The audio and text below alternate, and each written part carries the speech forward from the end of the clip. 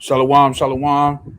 Let's give all praises, honor, glory, esteem to the Most High, our Father, Yahweh, and His only begotten Son, Hamashiach Yahweh Shai. I want to say thank you to Allah Akim, or the water to Allah Akim, the Ahchwathyam, which are the brothers and the sisters that are tuning in, that will tune in. Thank you for everything that you do. Thank you, like I say, for tuning in, being a part of the brotherhood, watching the brotherhood. And today we have a good lesson here for you today.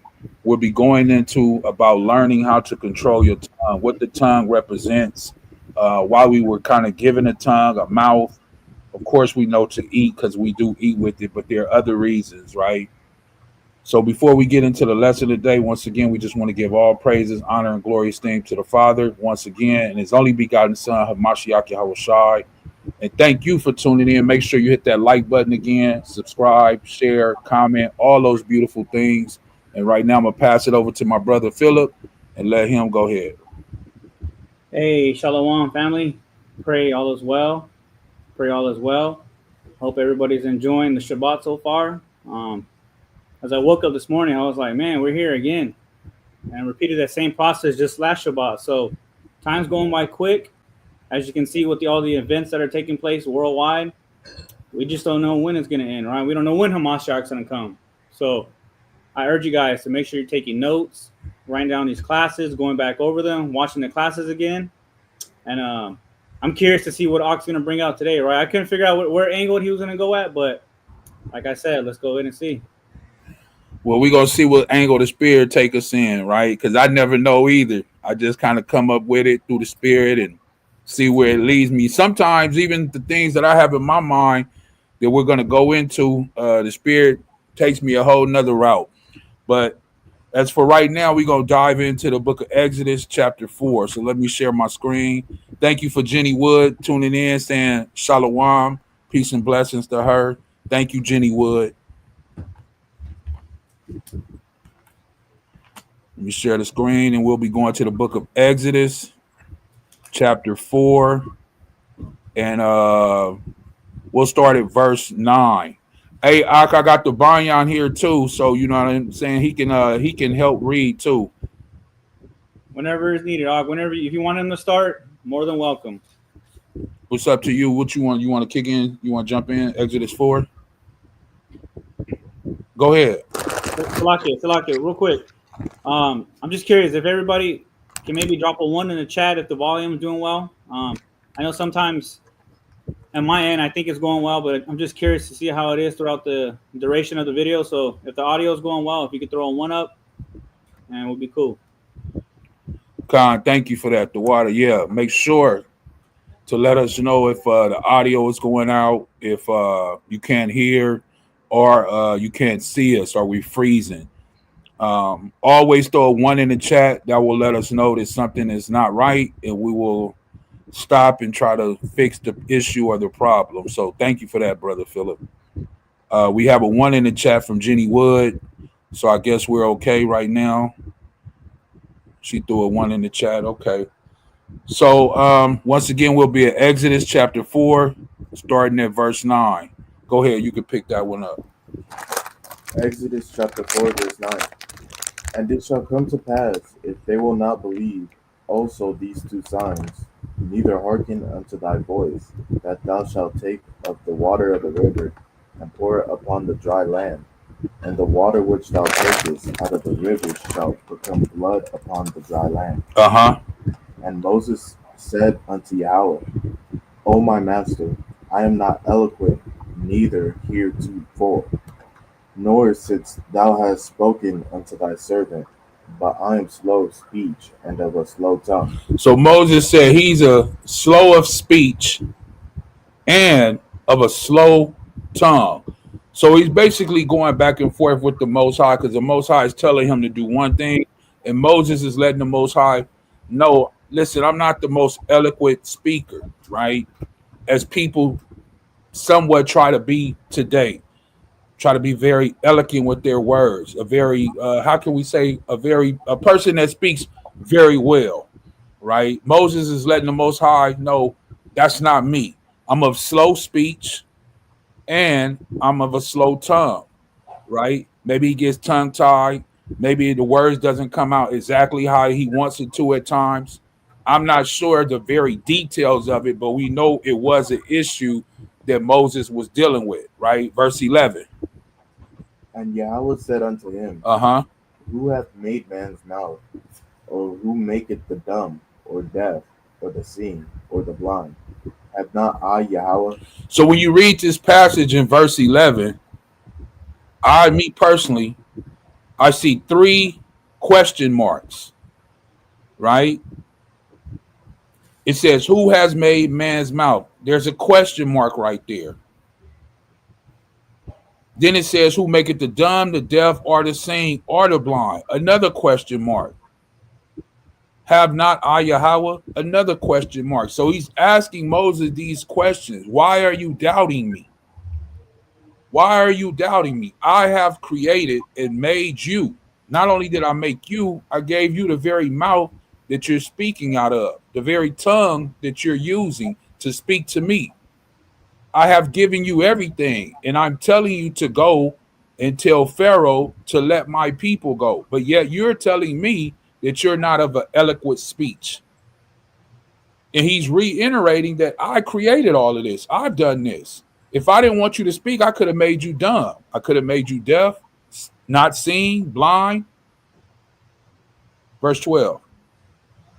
Now therefore go, and I will be with thy mouth, and teach thee what thou shalt say. So the Most High lets us know right here, especially when you're in the spirit, right? Of course, this has to do with the spirit, that the Most High will teach you. I met a brother recently, few days ago. That was a few days ago. That was last week, Annalise. That was last week when you was with me because my leg and stuff. So I met this brother last week, and we was just happened to be a fellow Israelite brother. He was just happened to be out. We was talking, and he asked me, "Who teaches me? Who am I under?" And I told him I'm under the Most High and Hamashiach Yahushai. That's who teach me, the Spirit. He said, "But who do you learn from? Who do you?" And I kept trying to tell the brother that it was through the Most High and Hamashiach Yahushai. The Bible lets us know, as it's saying right here, now therefore go, and I will be with thy mouth and teach thee what thou shalt say. Like the brother just said, I want to see what the brother gonna bring out, right? Or what the Ak is gonna bring out. But what I want to bring out may be something different than what the Spirit may want to bring out. So when we get into this, the Spirit takes over, and the Spirit brings out what it wants to bring out, because that's how the Most High deals with us. That's how the word goes out. Go ahead, verse 13. And he said, O my master, send, I pray thee, by the hand of whom thou wilt send. And the anger of Yahweh was kindled against Moses. And he said, Is not Aaron the Levite thy brother? I know that he can speak well. Mm-hmm. And also, behold, he cometh forth to meet thee. And when he seeth thee, he will be glad in his heart. So the Most High was angered. He got angry at Moses. Why? Because Moses was doubting the Most High. He wasn't putting his trust in the Most High. He caused doubt. Why? Because he didn't want to go and speak because he thought he wasn't an eloquent speaker, right? And it's a lot of brothers out there, and sometimes that could be me too, that you may not be the most elaborate speaker. You may not be the most eloquent speaker with all of these words and things that, people kind of like with degrees would use. But that doesn't mean that you're not working for the Most High. That doesn't mean just because you can't speak like they speak that your message or your word is any different from theirs. Like the Most High says, I am with you. Even Paul says he's not an eloquent speaker when you read his writings.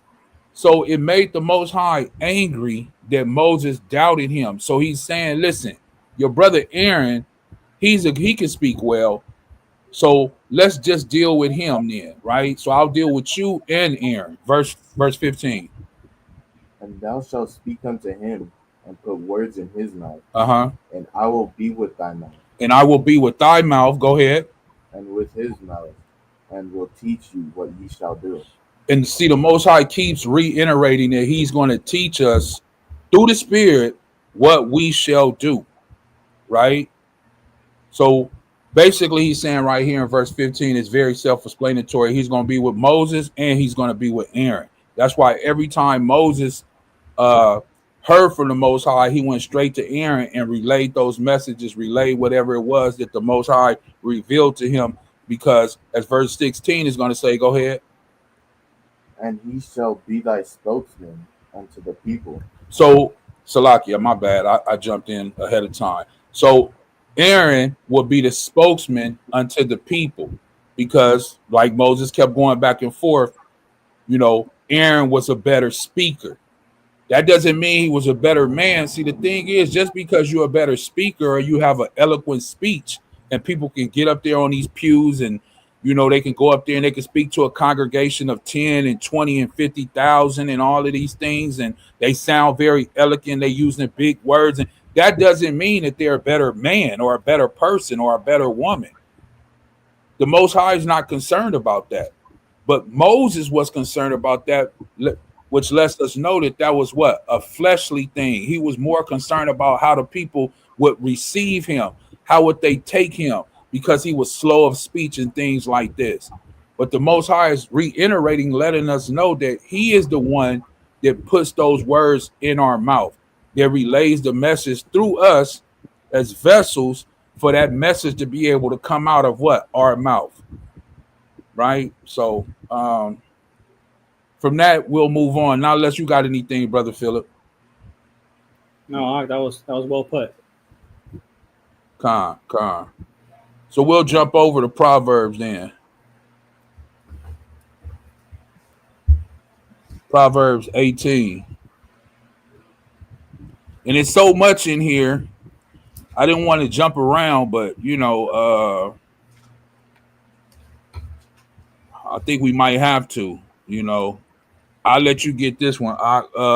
Proverbs 18 and 4, I guess we could start there. Con. The book of Proverbs, chapter 8, verse 4. No, 18. Salakia, 18, verse 4. Verse 4. The words of a man's mouth are as deep waters, and the wellspring of wisdom as a flowing brook. Mm-hmm. It is not good to accept the person of the wicked, to overthrow the righteous in judgment. Now, what does that mean, to overthrow the righteous in judgment? What does it mean by that? What is it saying? Anybody? Verse 5. It is not good to accept the person of the wicked. To accept somebody means to what? Welcome them. To welcome them. To allow for that person to come in. To be inside, as we could say, your space. Right? Your space. So if you know that this person is wicked, and how do we know anybody who's wicked? By their what? By what? By their fruit.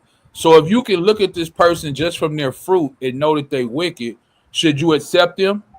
Should you allow for them to come into your space? You can say it. No.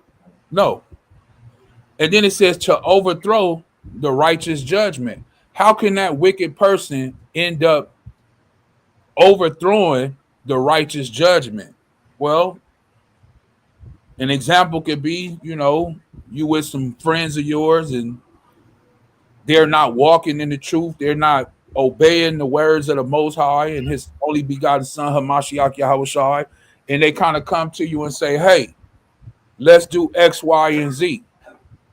And you know that is wrong, but yet you still continue to go on and do it because you have accepted this wicked person into your space, which now your righteous judgment is what? Overthrown because you went with these wicked people or this wicked person and committed this wicked act.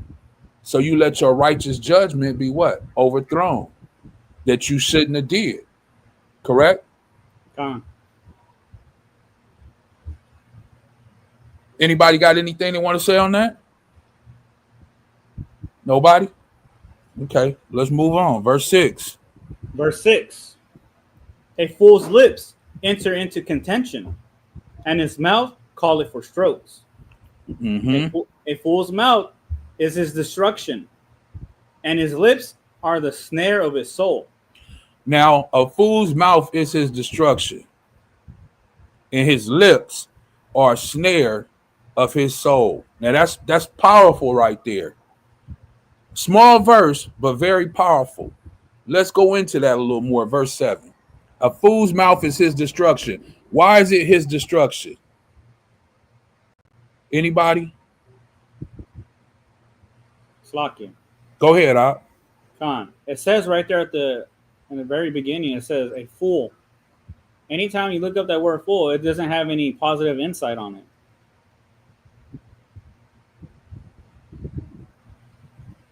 So a fool.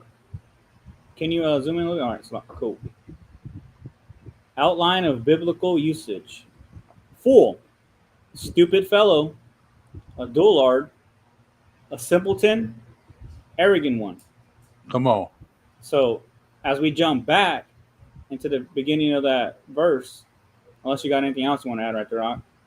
No, I thought you was going to go to the Strong's definition where it says stupid and silly or silly. Stupid or silly. Foolish. Con.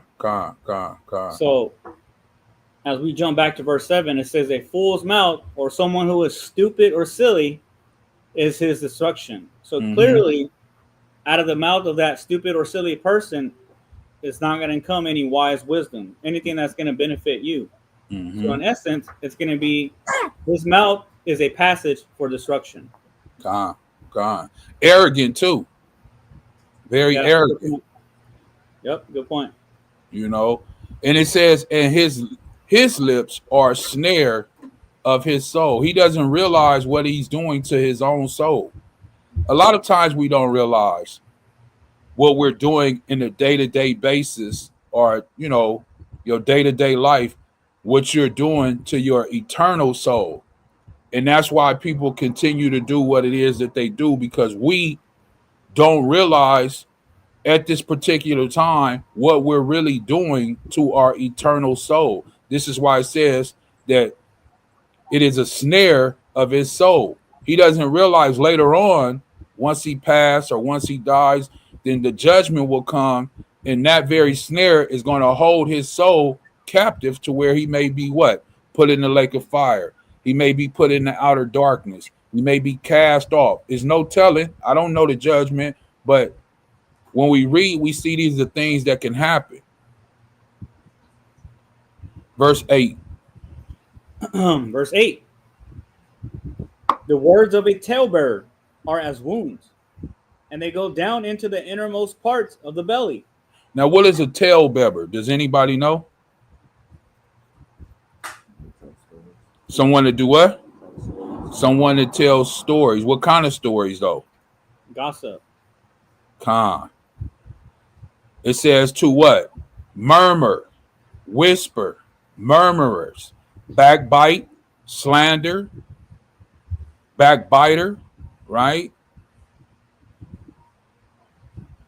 So basically that's what it is. Someone who slanders somebody, someone who backbites somebody. So yes, you were correct. Telling stories, right? And they go down into the innermost parts of what? The belly. Somebody can say something about somebody, even though it's slander or backbiting, and that can cause you your what? If they find out and they hear about it, they go into a rage of anger, and it can cause your what? Life to be taken. You can be taken off of this planet Earth because of what? Some type of slander that you put out against somebody that wasn't true. And they hear about it and they fly into a rage of anger. And now you out there, you find yourself in a fight or something like that. You slip, they hit you, you fall, you hit your head, and now you got a brain hemorrhage in your head and you die.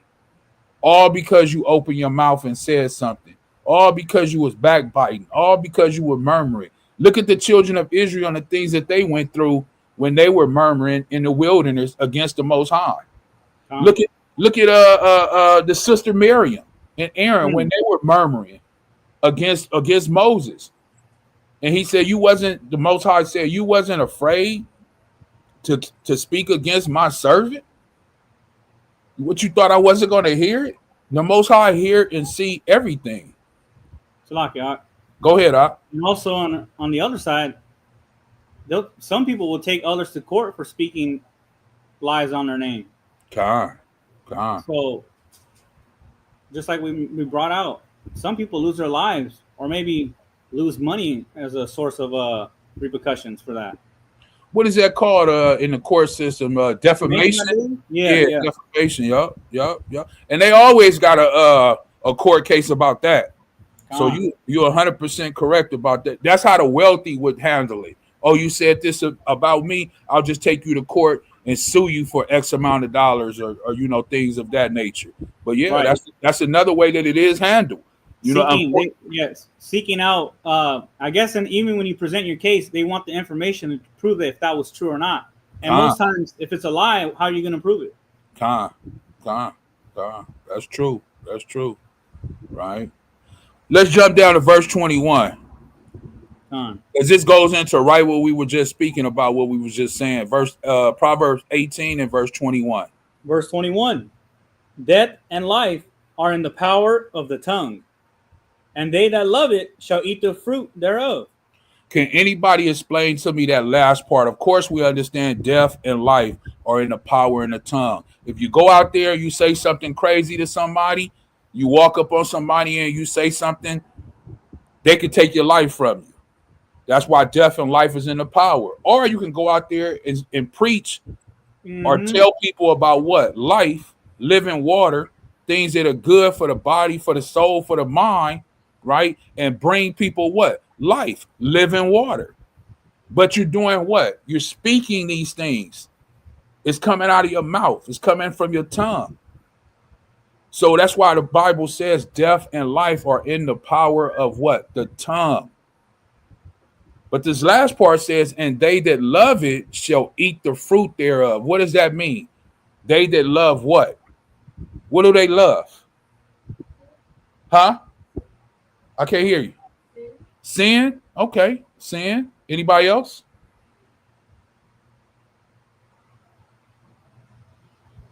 Now, I'm going to show you what we're reading here, right? Now what I'm going to do is I'm going to show you comparative text. And then I want to ask you the same question. So now we got that, what it says. So now we'll go to the New Living Translation and see this is what you mean comparative text. It says, the tongue can bring death or life. Those who love to talk will reap the consequences. So that last part that I asked you about earlier, now that you hear it in this type of way, what is your answer now? Those who love to talk will reap the consequence. So whatever you're speaking, whatever you're spewing out, whatever you're saying, those are the consequences that come with it, right? For example, I'll give you an example. I go out, me and the brothers go out, we preach, right? Somebody might hear the message, but they may not agree with the message that we're preaching. Now, in consequence, you've been out there, my boys have been out there, they've seen it firsthand. So where when they don't agree with it, the consequence is what? We get cursed out. We may get spit on. We may get things thrown at us. People may want to run up and what? Fight. That's a consequence of saying certain things. So it's all in the matter of how you what? Not portray it, but what you deliver out of your mouth. Right? Whatever you say out of your mouth, there could be a consequence to it.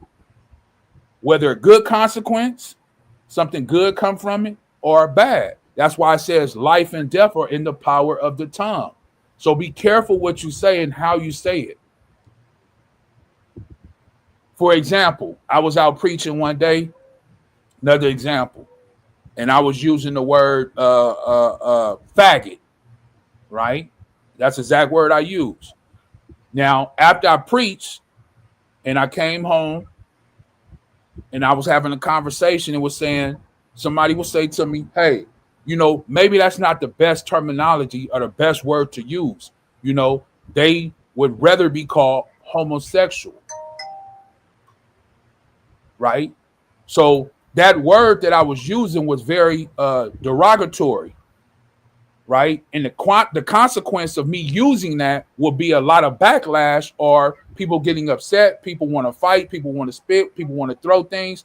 But if I was to say homosexual, well, that's what they are. So how can you get mad for me using the right terminology? You get what I mean? So it's about the deliverance of what you're saying out of your mouth. You got anything on?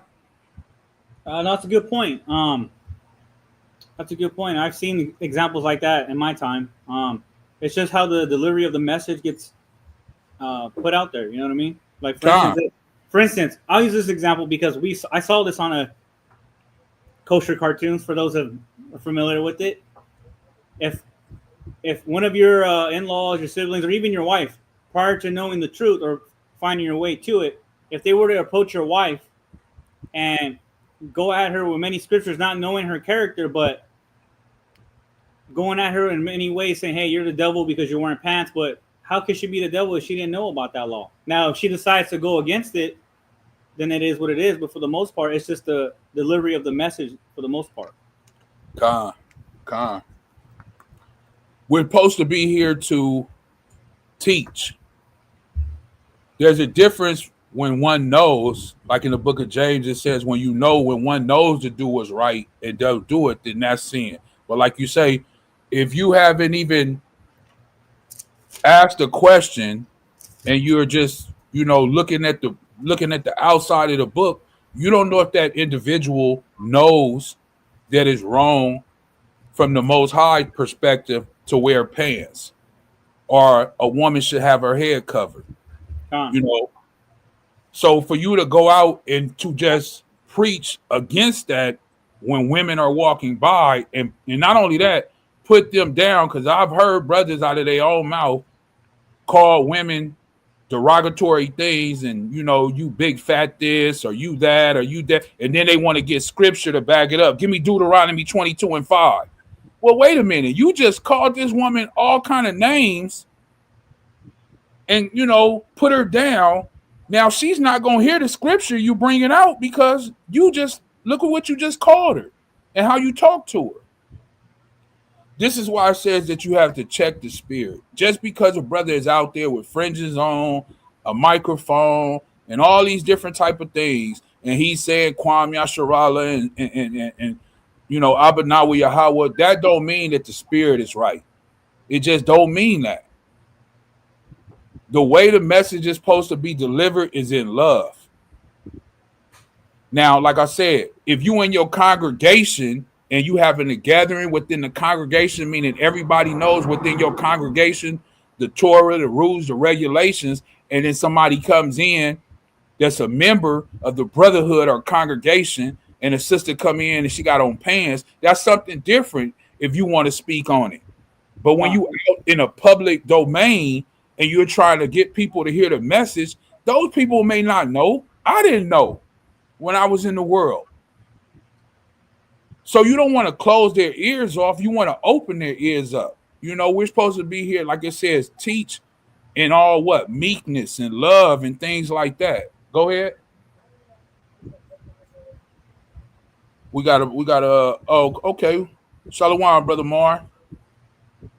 Shalawam, what do you say? Matthew 15:11. Let's go to that. Not that which goeth into the mouth defileth the man, but that which cometh out of mouth. Con, we're going to get that. We're going to get that. Y'all hold that for me. We're going to get that right after we finish breaking this down, right?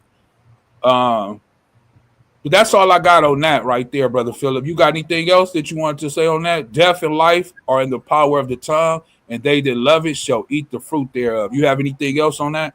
Now, before we jump over, I just thought that was a good example. And I also like the example we're going to go to eventually with Brother Marv. So that's it for the most part.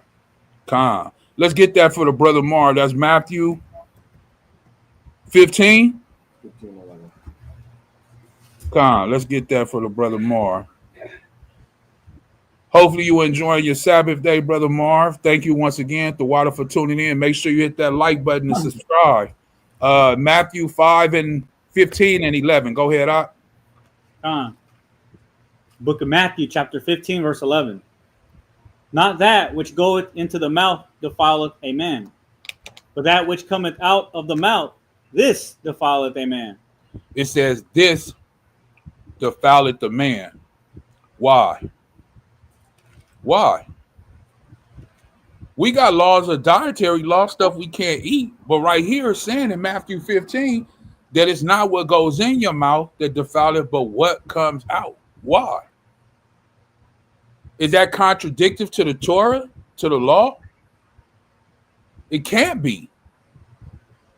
It can't be. So when we look at this, let's break it down. Not that which go into the mouth defileth the man. And he goes into more detail because when you eat something, it comes out, right? You poop it out or you piss it out. But that which come out the mouth, this defileth the man. How does what comes out defile you? Because of what you say. Because it says the things that you say, it come from what? Huh? It come from your mind. It come from your spirit. It come from your heart. Right? Before we go on any further in Matthew 15, we'll come right back to that. Let's go to Matthew 12 real quick to get what it is that I'm saying. 12 and 35, I believe it is. So, okay, after that, too, it says right there when we jump down the chapter, but let's see what Matthew 12 says. Con, we're going to go right back. Matthew 12 and 35. Con, the book of Matthew, chapter 12, verse 35. A good man out of the good treasure of the heart bringeth forth good things, and an evil man out of the evil treasure bringeth forth evil things. But I say unto you, that every idle word that men shall speak, they shall give an account thereof in the day of judgment. Mm-hmm. For by thy words thou shalt be justified, and by thy words thou shalt be condemned. So a lot, now we go back to 15. So a lot is hanging on our words, the things that we say, because they come from your heart, they come from your spirit, they come from your mind. This is why I said if you're evil in the inside, you're going to speak evil things. But if you're good in the inside and righteous in the inside, you're going to speak what? Life. You're going to speak good things. Those are the things that defile a man. Now, verse 12, the Ox said is going to explain to us as we go down. Go ahead, Ox. Slakia, verse 18. Oh, 18. We want to jump down to 18? Unless you want to start there. My mind was on 18, but if you want to start there, that's cool. Come on, we'll go to 18. Go ahead. Matthew chapter 15, verse 18. But those things which proceed out of the mouth come forth from the heart. Come on. They defile the man. Come on. Exactly what we were saying. They come from where? The heart. And we know the heart is what? Desperately wicked. That who can know it? It's desperately wicked. But who searcheth the heart? Anybody? The Most High. So he know intuitively, he know in the heart if it's really wicked or if it's what? Righteous. But those things that would proceed out of the mouth come forth from the heart, and they defile the man. Verse 19. Verse 19. For out of the heart proceed evil thoughts, murders, adulteries, fornications, thefts, false witness, blasphemies. Now, why are all of these evil things coming from the heart? Evil thoughts. So those evil thoughts that we have, they come from our heart. When you want to harm somebody, because that's what murder is. When you want to harm somebody, or you want to commit adultery, or fornication, or if you want to steal something, or if you want to bear false witness, and then you blaspheme. All those things come from the heart. So when you hear people speak things against Hamashiach Yahushua, right, and they blaspheming against the Father and against Hamashiach Yahushua, those things are coming from their heart. They really mean those things. When a person says they don't believe, they really mean that they do not believe in Hamashiach Yahushua. They might not realize it is coming from the heart, but it is. Verse 20, Verse 20. These are the things which defile a man, but to eat with unwashed hands defileth not a man. Right, because they were trying to say that the disciples didn't eat, or the disciples ate and they didn't wash their hands. And they were saying that they, that's defiling them. But Hamashiach, Christ was letting them know that that's untrue. Those are man traditions, right? These are the things that really defile a man when you speak these things. And these are some of the things that we should be more concerned about. Go ahead, Sorry, if you want to continue, I'll continue. No, go ahead. And what's heavy about this is, since we're speaking about the tongue itself, and then where these actions come from, right? The mind. If we're reading verse 19, can we not say that the music today produces what this verse is saying right here? Evil thoughts, murders, adulteries, fornications, thefts, false witnesses, blasphemies. So that music that we're hearing is only going to produce fruit like this. Evil thoughts, murders, things like that. So what we're seeing right here is literally the Bible coming to life. The tongue has the power to produce wickedness. Man, that was a good one right there. That was really good. I didn't even think about that. But yes, that's very true. Especially, like you say, the music that is put out today. And all it's speaking about is evil thoughts, murders. Because most of the time, especially for the music that our children listen to, they're waving around guns. They have young ladies in the video that are, dressed very provocatively, which are, leads to adultery and fornication. They're telling you about crimes that they have committed, thefts and things that they have done, right? Some of them even go so far to that the theft that they committed, they'll have the chain in the video, or they'll have some of the things that they may have taken from these people to kind of wave it in their face, And all of these things are blasphemy against the Most High, because they're breaking the commandments, and then they're kind of taunting the Most High unknowingly, some of them, and some of them do know, because you have ones that are very educated, that know these things. And we have seen covers with them hanging themselves on a tree or on a cross, videos of this sort where, they're portraying their self as Hamashiach Yahushua. That's blasphemy. That's blasphemy. But yet they do it and they promote it. So yeah, you're 100% correct with that one right there, man. And when you look at it, that's really deep. Anything else you got on that? No, that was it. So thank you, Brother Marv, for that one. Let me see what else he say to Brother Marv. Shabbat Shalawam. Khan. Let me see what else he say. That was proceeded from the heart. Khan. 15:18. That's where we went to, Brother Marv. 15:18. Khan. That's why I guess that's where he was going to. And then we got one last one. He says, the heart should be the temple of the Most High. Khan. It definitely should. But we know if it's not, that heart is very wicked. We can't really listen to the heart unless you have that righteousness from the Spirit of the Most High. And you're 100% correct. Otherwise, it will lead you astray. Those very thoughts, those very things in the mind, it will lead you astray. Khan. You say you didn't have nothing else on that one? Khan. I wanted to go to one more real quick. Let me share my screen again. Let me stop sharing this. We're going to go to 1 Timothy real quick. chapter 4. 1 Timothy chapter 4. Is it sharing? Can you see it? Huh? Yeah. Con.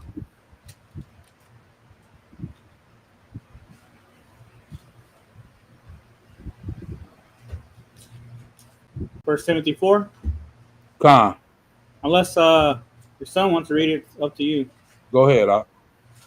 Go ahead. Verse 1. Yeah. 1 Timothy chapter 4, verse 1. Uh-huh. Now the Spirit speaketh expressly that in the latter times some shall depart from the faith, giving heed to seducing spirits and doctrines of evil. So as we and who? Devils. And devils. Con. Now the Spirit speaketh expressly. In the last days, in the last times that we living in, some people, not all people, but some people shall depart from the faith. Giving heed, meaning they're listening to, they're taking this in, seducing spirits. They're seducing them. What kind of spirit is a seducing spirit? Is that a good spirit or an evil spirit? It's an evil spirit. And the doctrines of devils. So the doctrine of devils that we see today is what? You can you can do what as you want to do. It doesn't take all that to walk with Hamashiach Yahushua. It doesn't take all that to walk with the Most High, right? You can eat what you want to eat. You can live how you want to live. This is YOLO. It's your life, your best life right here, right now. Then in verse 2, it says what? Speaking lies and hypocrisy, having their conscience seared with a hot iron. Now, why are they speaking lies and hypocrisy? What is the hypocrisy that they're speaking about? I know you know what hypocrisy means, correct? Huh? Hypocritical things? Or hypocrite? Yeah. I can't hear you. When you preach against one thing, or just say one thing, because not everybody is a preacher, but when you say one thing, or you say you stand to a certain moral standard, right? But then you don't hold yourself really to that standard, right? You say you're a believer of the Most High. You say you walk with Hamashiach Yahushua, but then you don't really hold yourself to that moral standard. Now, who was living, and when we read the Bible, especially in the New Testament, who was living in hypocrisy that Hamashiach Yahushua was going after? The who? The Pharisees, right? This is why he has such a problem with them, because they wanted to hold the people to a certain standard, but they themselves wasn't even following that standard. And they were putting extra burdens on the people, which were traditions of who? Man. So he really had a problem with that, right? So know that these things that we're living in, and these people that are out here, like you say, preaching and teaching, that these people may be a what? Seducing spirit. Verse 3. Forbidding to marry and commanding to abstain from meats, which the Most High hath created to be received with thanksgiving by them which believe and know the truth. So you have a lot of brothers in the community, right, in the nation, that say it's wrong for you to eat meat. This comes up time and time again, that you're not supposed to eat any meat, that you're supposed to be a plant-based, vegetarian, all these different things, right? And it's always a back and forth. Something to always go in the middle and cause division. Then it says forbidding to marry. Well, Paul, he writes about that earlier. Now, is it wrong to be married? No. I don't want to get too off topic, but is it wrong to get married? No. But the Most High and Hamashiach Yahushua, they would prefer if you what? Didn't get married. That you can give all of your time to who? The Most High. And serve who? The Most High. But as the Bible says, if you cannot control yourself, because it's not given to every man and every woman to control yourself. As Paul says, don't give yourself over to fornication. Go ahead and get married. That way you don't live in what? Sin. So we have to understand some of the things that are being written here for our learning, right? But like I said, I didn't want to go too far off of the topic about the tongue and the mouth, but I just wanted to, reiterate that in these latter times that we're in, we're dealing with seducing spirits. And Salaki, go ahead. if I could say something, Go ahead.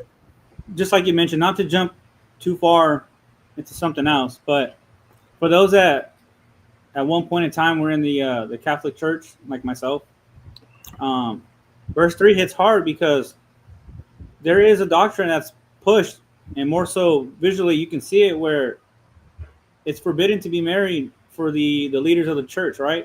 The pastor, they call him the father, but I'm not going to call him that. And the women too who dedicate themselves. And it's not for the reasons we spoke about righteously, but it's more so for their own doctrine. And even days like, what is it called? Is it Lent? If I'm not mistaken. I forget. Lent. It's been a minute. Yeah. They say you give up something for that period of time, like meat, fish, things like that. So, again, not to get too far off the topic, but things like that are happening today, even on the other side, for those that attend Catholic churches, schools, and things like that. You know what I mean? And that's a great because I wasn't raised that way, Catholic, but for those people who were Catholic, that's a great understanding for them to look at this verse and understand that these are the very things that are going on within their parish, within their church, for those people. And this may be the reason why those men or women are doing those things that they're doing, that they always get caught from, or get the scandal that's going on. I'll just say the scandal, that's always been with that particular church from years and years, hundreds and hundreds of years. So it's not anything new. So yeah, that's a great thing. A great way to look at it, I should say.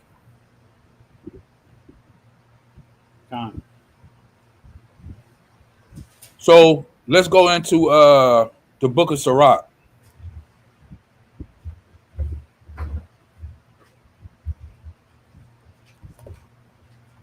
Shalawam, Sister Adriana. Shalawam, Shabbat Shalawam. Thank you for tuning in. All praises be to you. All praises be to the Most High. All praises be to the Most High for tuning in. Thank you.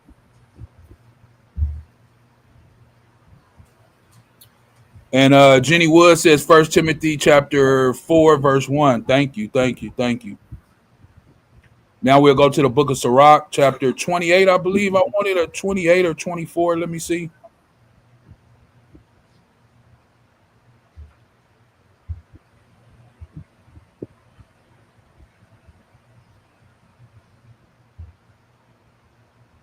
"28." So this is the book of Ecclesiastic Us in the 1611 King James Bible. 1611 King James Bible. If you don't have you one, please contact us. If you can't afford one, let us know. The email is on the screen. You should be able to see it going across the bottom. You need to have you a 1611 King James Bible, right? And this is the book of Ecclesiastic Us, chapter 28. And we'll start at verse 12.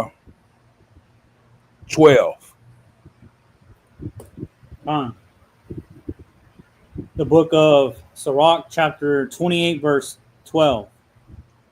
If thou blow the spark, it shall burn. If thou spit upon it, it shall be quenched. And both these come out of thy mouth. So when Salaki, if anybody knows when they ever seen somebody trying to start a fire, you kind of get that spark, in that little rubbish, and then you kind of blow on it real slow, real soft, and it kind of ignites that flame, that fire. That's why it says it shall burn. For anybody who started a fire naturally, right? You kind of blow on it a little bit when you get that spark. But if you spit on it, that's like quenching it, putting it out. Because spit has what? Saliva. Saliva can be like water. If it's a spark and you spit on it, it's gonna fizzle out, right? But both of these come from what? The mouth. Kind of like we read earlier in Proverbs 18, death and life, right? Both of them come from the mouth, and both of them can be what? Anybody? Both of them can be what? Huh? They both come with consequences. Right. Because, hey, you spit on somebody, you can go to jail. But I don't know if you blow on them, you're going to go to jail.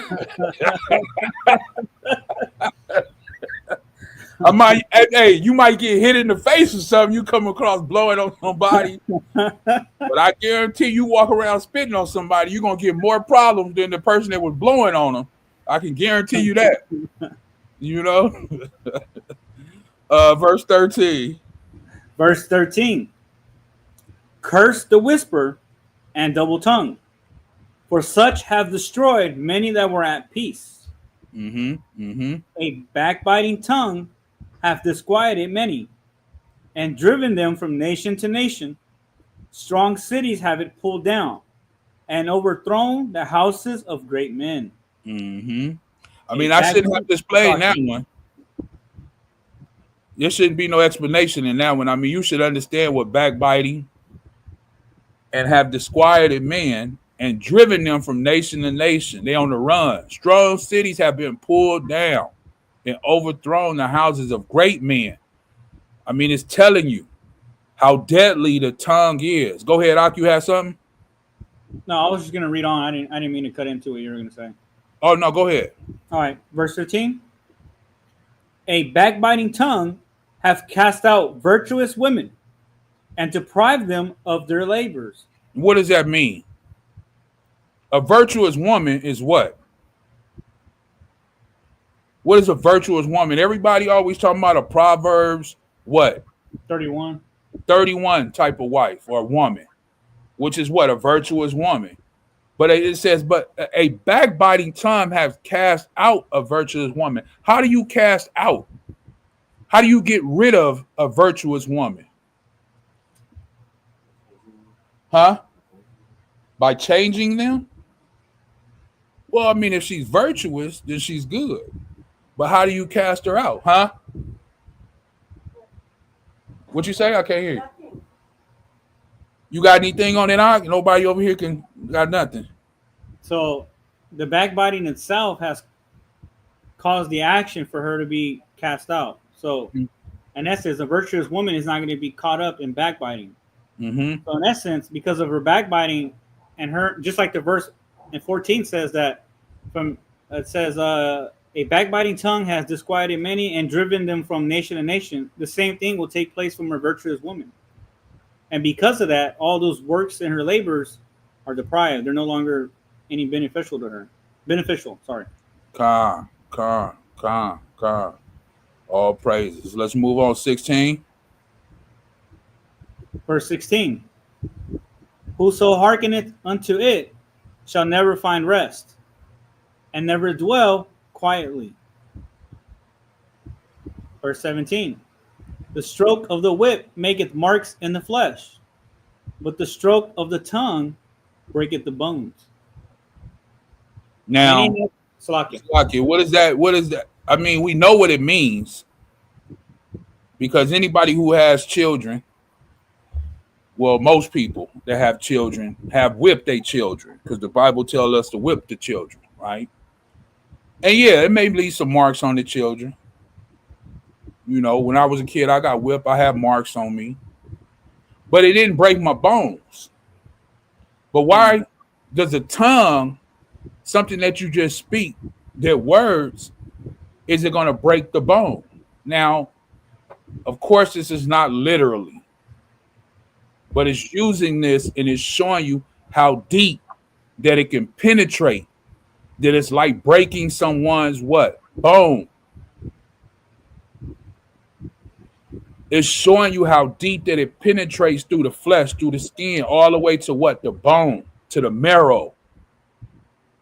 That's how deep it hits. almost like that saying where it says you hitting below the belt. You know, when somebody go a little too low and they hit you where it hurt. They only spoke something, they only said something, but it was below the belt. It hit you so hard, almost took the breath out of you. You didn't even know how to react, and it hurt you. I mean, it hurt you to the core. It hurt you more than them actually putting hands on you and hitting you. For anybody who's been through something like that, you know, those words can pierce hard. And this is what it's talking about. This is why you got to be careful. Even especially in anger, things that you say, because once you say things, you can't take them back. And they will forever haunt you. Forever. Because once they say it, you can't rewind it. You can't take it back. Especially when you say it to that individual or that person. And even though they may forgive you, as the Bible says, they'll never forget. They'll never forget. And they'll always look at you and think that that's how you look at them or that's how you felt about them. You know? So for anybody who has been in this situation, you know, as most adults have been, please learn from it. To, as the Bible is going to say, keep your mouth closed. Learn to control your tongue. Because as the Bible said, death and life is in the tongue. You can tear down your house with your tongue. You can tear down your marriage with your tongue. You can tear down everything in your life and bring complete destruction with what? Your tongue. Or you could bring life to everything. So it's about how you use it. But this is what, when I read this, what I see, what I'm getting from it is that this is how deep it penetrates, like someone who has broke a bone. And anybody who has broken a bone before, we know I have, you know how painful it is when you snap your bone or you break it. I mean, that's a pain that you don't want to feel, and never do you want to see it on somebody else because it's excruciating. You got anything on? No, sir. That was well put. I mean, just hearing the way this is explained, to be honest, cuts me up sometimes too. You know what I mean? There's things I can work on, and the thing I'll say is I got to do my best in applying this as well. All of us, all of us. You know, this is why it says that tongue is wicked, man. I mean, it's vicious. You know, and especially sometimes in our emotions. This is why it says a man of wrath. He's unpredictable. You know, you have to control that wrath and that anger within you, because once it gets in you, which is just an evil spirit, that's really what it is.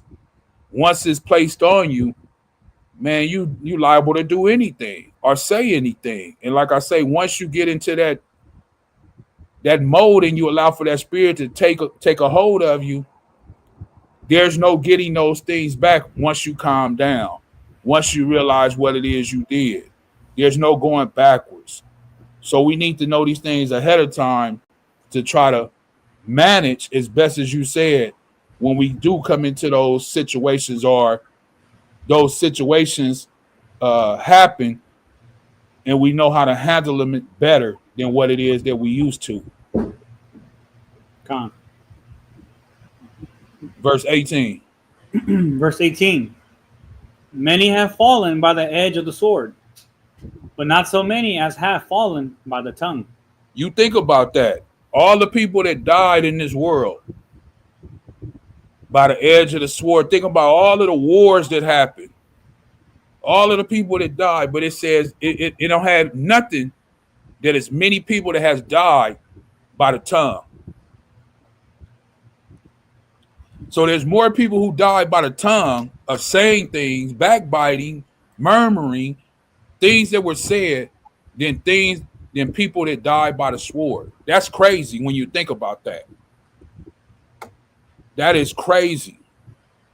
That alone right there should tell us to keep our mouth closed. That alone. That's crazy. But go ahead. We're going to read it all the way to the end. Verse 19. Woe is he that is defended through the venom thereof, who have not drawn the yoke thereof, nor have been bound in her bands. Mm-hmm. For the yoke thereof is a yoke of iron, and the bands thereof are bands of brass. Mm-hmm. The death thereof is an evil death. The grave were better than it.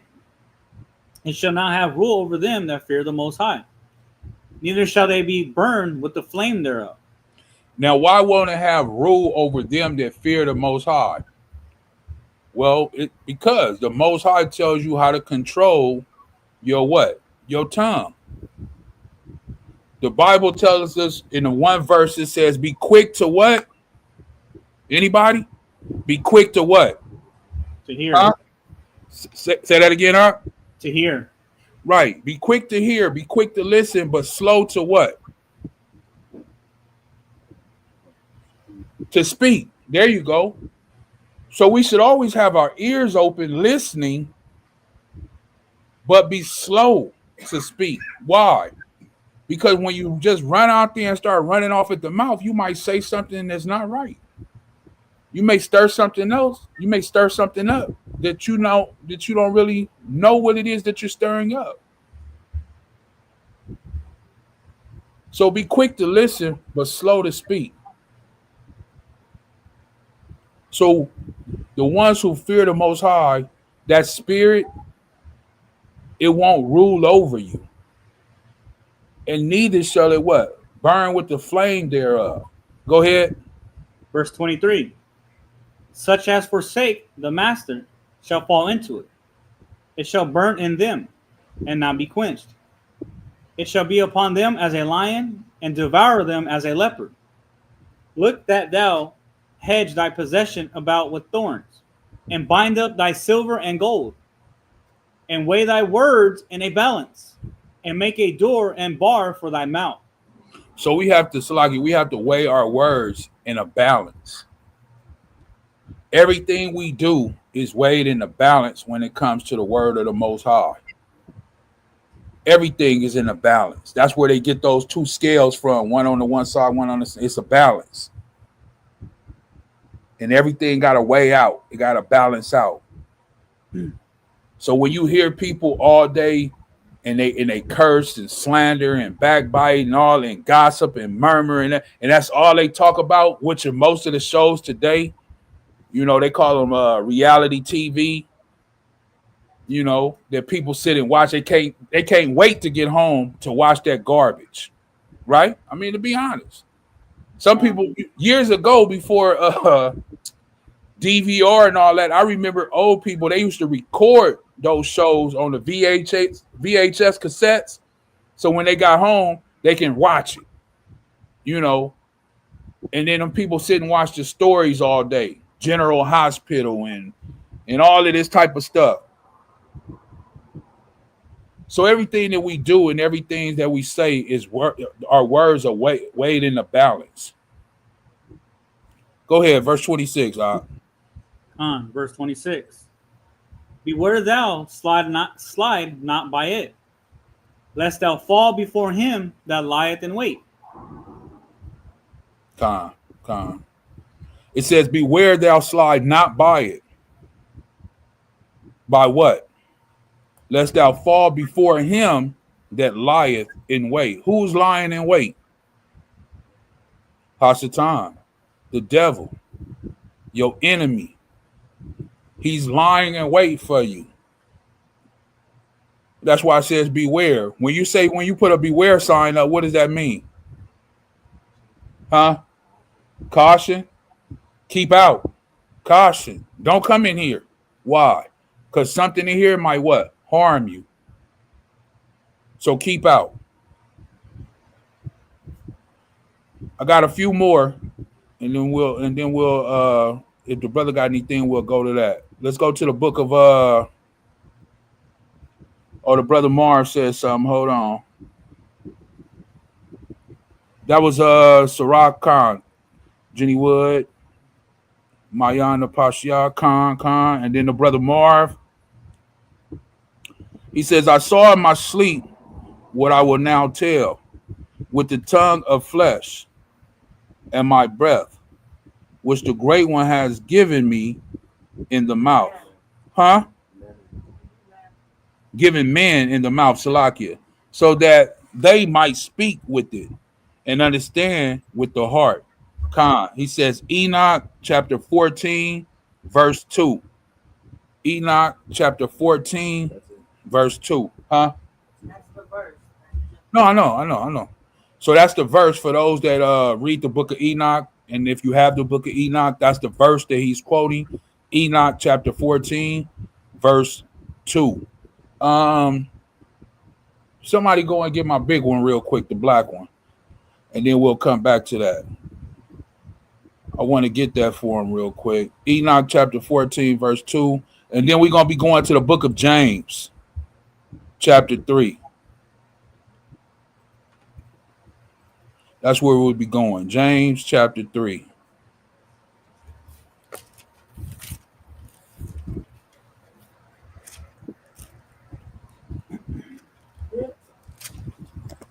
Yeah.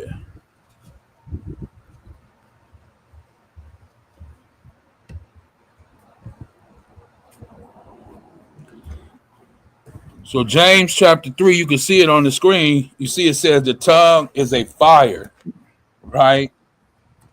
Let me see real quick if I can find this. Give me 1 second, Salakia. He says, let me go back real quick. Enoch 14:2. It says Enoch 14:2. And understand with the heart, and he has created and given to man the power of comprehending the word of understanding. So has he created and given to me the power of reproving the offspring of the heavens. I have written your petition, and it is my vision.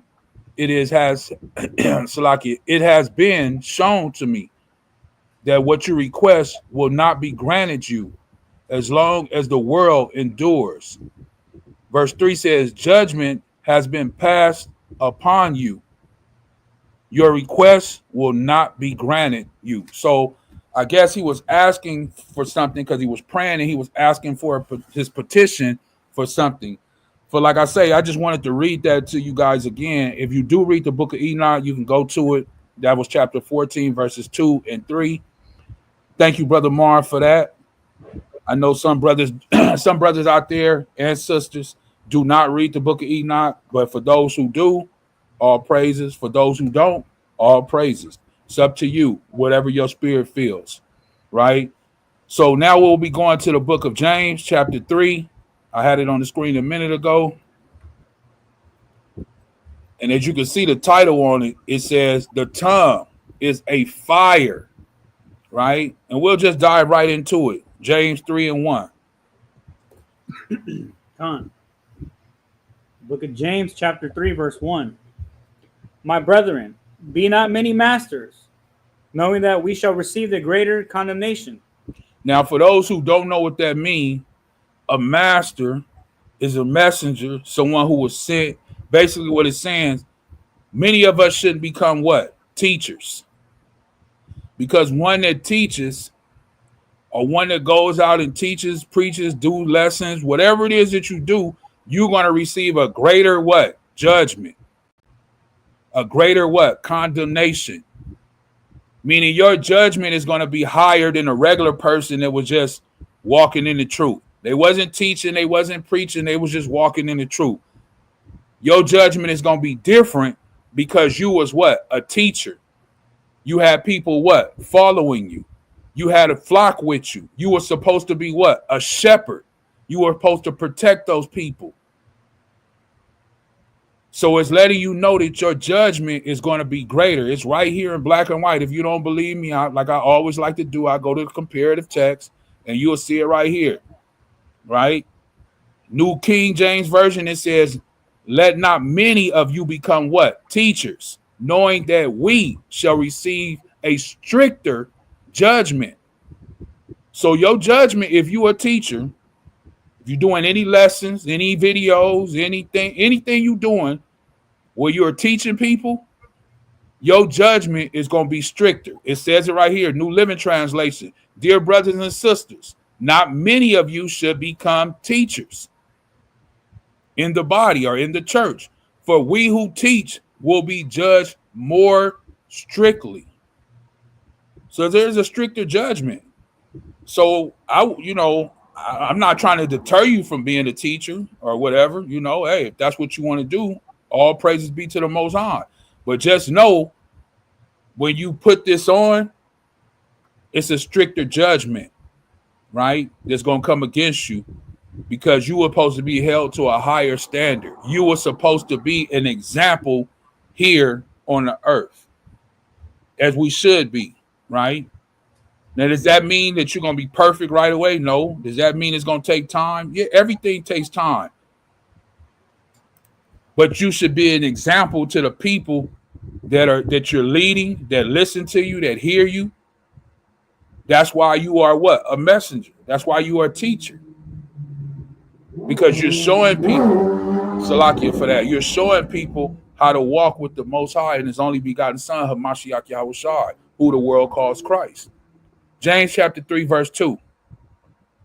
The book of James, chapter 3, verse 2. For in many things we offend all. And if any man offend not in word, the same is a perfect man, and able also to bridle the whole body. Mm-hmm. Behold, we put bits in the horses' mouths, that they may obey us, and we turn about their whole body. Behold also the ships, which though they be so great, and are driven of fierce winds, yet they are turned about with a very small helm, whithersoever the governor listeth. Even so the tongue is a little member, and boasteth great things.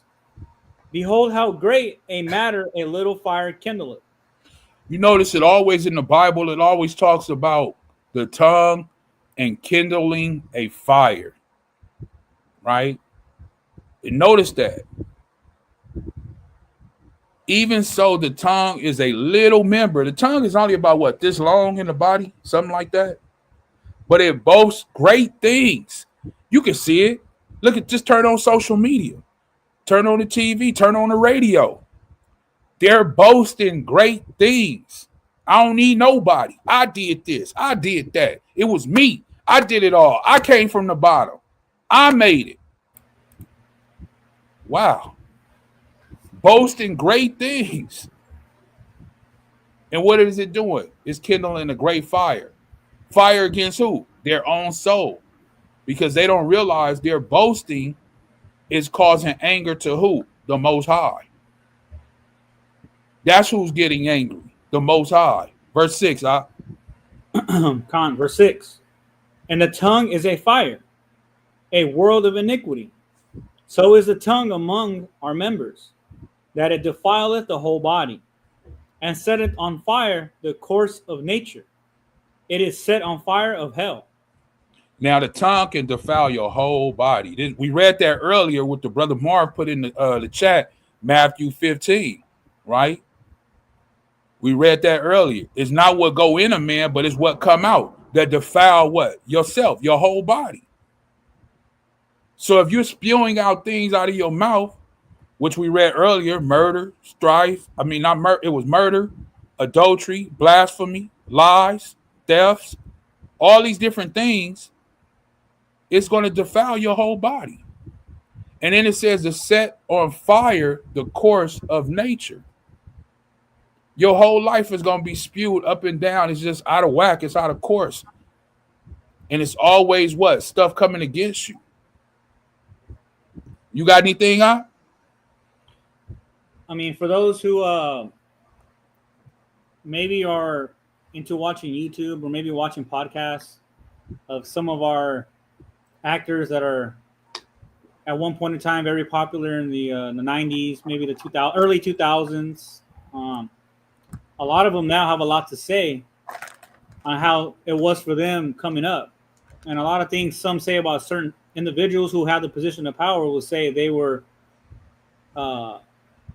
had a unruly tongue. They always spoke negative of certain people. Then gatekeeping for them. So what I'm trying to get at is a lot of these things take place, and we're seeing an example of the tongue itself, how it defiles the whole body. So a reason why I brought all that out is a lot of times when you watch these things, you see examples like this even in the 90s, 2000s with people that we watched. So that's the only thing I got on that out. That's very true. That's very true. And this is why I said earlier, for those who have been watching, as adults that have been through this, now that you're in the truth, you learn your lesson. And I mean, you could call it biting your tongue, or, just, not saying something and you really want to, but at this particular time, it may not be the best thing or the best situation to say something, because what is it going to do? It's going to fuel this into an argument. It's going to fuel this into something that's going to spew out to something else. And it may be with your significant other. It may be with a friend. It may be with your brother or sister. Sometimes, as the Bible say, you just need to control your tongue. Control your mouth. As it's going to go on here as we read on, a man that doesn't control, I won't even go ahead. We'll just read it. Go ahead, Ak. Verse 7. For every kind of beast and of birds and of serpents and of things in the sea is tamed and have been tamed of mankind. Right. But the tongue can no man tame. The what? But the tongue can no man tame. Mm. It is an unruly evil, full of deadly poison. It's full of deadly poison. Like it told us earlier, we just read in the book of Sirach, chapter 28, it break the bone. That's how deep it peers. It's full of poison. You can uplift somebody and make them feel, like they floating on cloud 9. Or you can use it and tear a person down and make them feel like they the garbage of the earth. That's in the tongue. That's in the tongue. And that's why it's called deadly poison. You have some poison that's used for good. There's some things out there that are used and they give it to us when you go to the doctor and certain things. There's certain things that they give you that I believe the word is counteract other poisons that you may have been bitten by or taken by, or poison ivory or things like that. And they'll give you something else to kind of counteract that thing that you have been dealt with,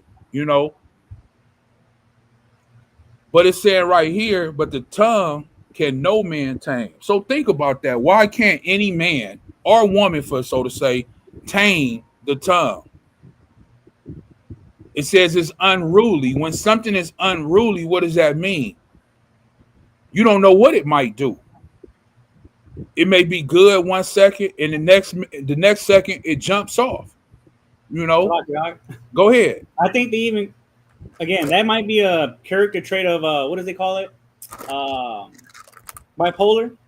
That's kind of like a trait of being bipolar. Yeah, definitely is. Yep. Hey, 1 minute you okay, and the next minute, boom. Hey, I love you, son. And on the other hand, can't you do anything right? You know what I mean? Like, that's it in a nutshell. Yeah. What are you doing in here? I love you. Why you do that? Give me a hug. Like, what is going on? Con. Are you mad? Are you happy? Are you sad? Are you like, what's going on? It's unruly. It's unpredictable. You don't know what's going on. It's a bunch of evil in there. And this is why it says no man can tame it. But as we read on, we'll continue. Verse 9, watch this. Verse 9. Therewith bless we the Most High, even the Father, and therewith curse we men, which are made after the similitude of the Most High. Now, I don't know if you caught that. It says, therewith, meaning with the same tongue that we have, we bless the Most High, the Father. We say, Abanawa call Allah Yahawah, Shalawam Ahchyam Ahchwathyam. For those who don't know the Hebrew, you say your prayers in the morning when you wake up. Our Father, which art in heaven, right? May thy kingdom come soon. May thy will be done on earth just as it is in heaven. Right? You're saying things with that tongue. In that same tongue, in that same mouth, an hour later, or like you say, maybe 30 minutes or 10 minutes later, you cursing at somebody. Get the MF in here. What the MF? I don't give a. But you just got through praying. You just got through praying. And 10, 15, 20 minutes later, you using that same mouth to curse men. And then it says, which are made after the similitude of the Most High. So when you cursing at a man, you are truly cursing at who? The Most High. Because he was made after the Most High in the same image. That's what it's letting you know. Salakia. Go ahead, Op. This right here, like I mentioned earlier, this is some real self-reflection that is needed, because it makes sense why a lot of the scriptures say, love your neighbor as you love yourself. Because how are you going to do that if you're blessing the Most High on one hand and the other you're like, curse you? You know what I mean? F Right. you. And these men, these Israelite men and women, are made after the image of the Most High. Right. So it clearly makes sense why the scriptures bringing up love yourself and love your neighbor, right? And it, you know, it's another verse in the Bible that says, how can you get sweet and bitter water? You know, I'm not gonna jump ahead. I tend to do that, but I'm sorry, Salakia. We're gonna continue to read. But verse 9 is very deep. And if anybody is honest with themselves, we've all done this. But I'll just speak for myself. I've done it. You don't praise the Most High. You don't been in prayer, in the spirit, all these things. And then something happened later on through the course of the day. And before you know it, I don't tend to curse, but I have. And when I do, certain people around me, they know that I'm really, really upset, because that's not something that I tend to do. But sometimes that evil spirit jump on you. And the thing you don't usually do, you doing now. And the way that it may affect other people, because they know that that's not your character. They know that that's not really you. They know that this evil is upon you now, because this is not even in your character. You have let this anger, you have let this thing jump on you and control you to now you're cursing. And you don't care. You, as they always say, you just see red now. You know, and now you in what? You in your pride. You being arrogant. It's all things of who? Hasatan. And you get rolled up in it, and then the aftermath, like I said, those things that were said, those things that were cursed that you said, you can't take back. They may forgive you, but they'll never forget. They'll never forget. And that's one of the worst things that you could ever have in your life, is for someone that loves you and the person that you love, whether it be your children, whether it be your wife, whether it be a brother or a sister that you love, that yeah, they forgave you, but they will always remember how you treated them and how you talked to them that day that you lost control. You know, so make sure you think about that. Make sure you take some time to meditate on that. You know, that's why this tongue thing is so important, and I wanted to do this lesson today, because it's really important. It's life and death, man. You can tear everything down, and you can lose everything just from what it is that you were saying. You know, you got something? Go ahead, Salaki. We got a comment over here. Go ahead. You got to speak up. Okay.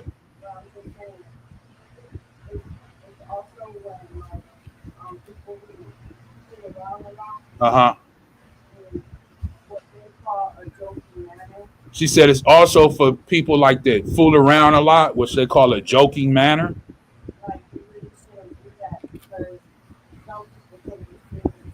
Right. And because she did this in a joking manner, they see it serious. Therefore, there is a clash in it in itself.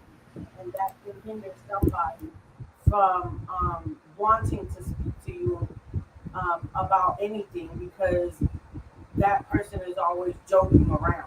Yeah, she said people that joke around a lot, basically, you may want to speak to them, but since they joke around so much and they play so much, it's like she says, like a clash that, you're not able to share with them what it is that you really want to share because you don't know if they're going to take it seriously, right? Is that how you explaining it? Well, um, not just that, but Not just in that, regards to like people who just say random comments. and at times they'll say, "Oh, I was just fooling around," Right. or I was just joking. kidding, I was just kidding. joking." Is But it? then there is some truth in behind what that person is saying, Uh, because even if you think you're joking uh-huh. about saying that, you said it for a reason. Right. No, I understand. And she said when people say something and then a few minutes, well, in that right after that, they say, "Oh, I was just playing," or "Oh, I was just joking," but it's really some truth in there. But since you don't really want to hurt that person or whatever, you just say like, "Oh, I was playing," or "I was joking around."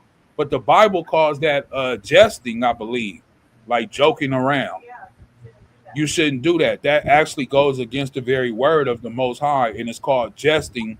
For those who would love to look that up, I believe it's Jesting, jesting, and it's in the Bible. If you want to look into that, that we're not supposed to joke around with each other or play around with each other like that.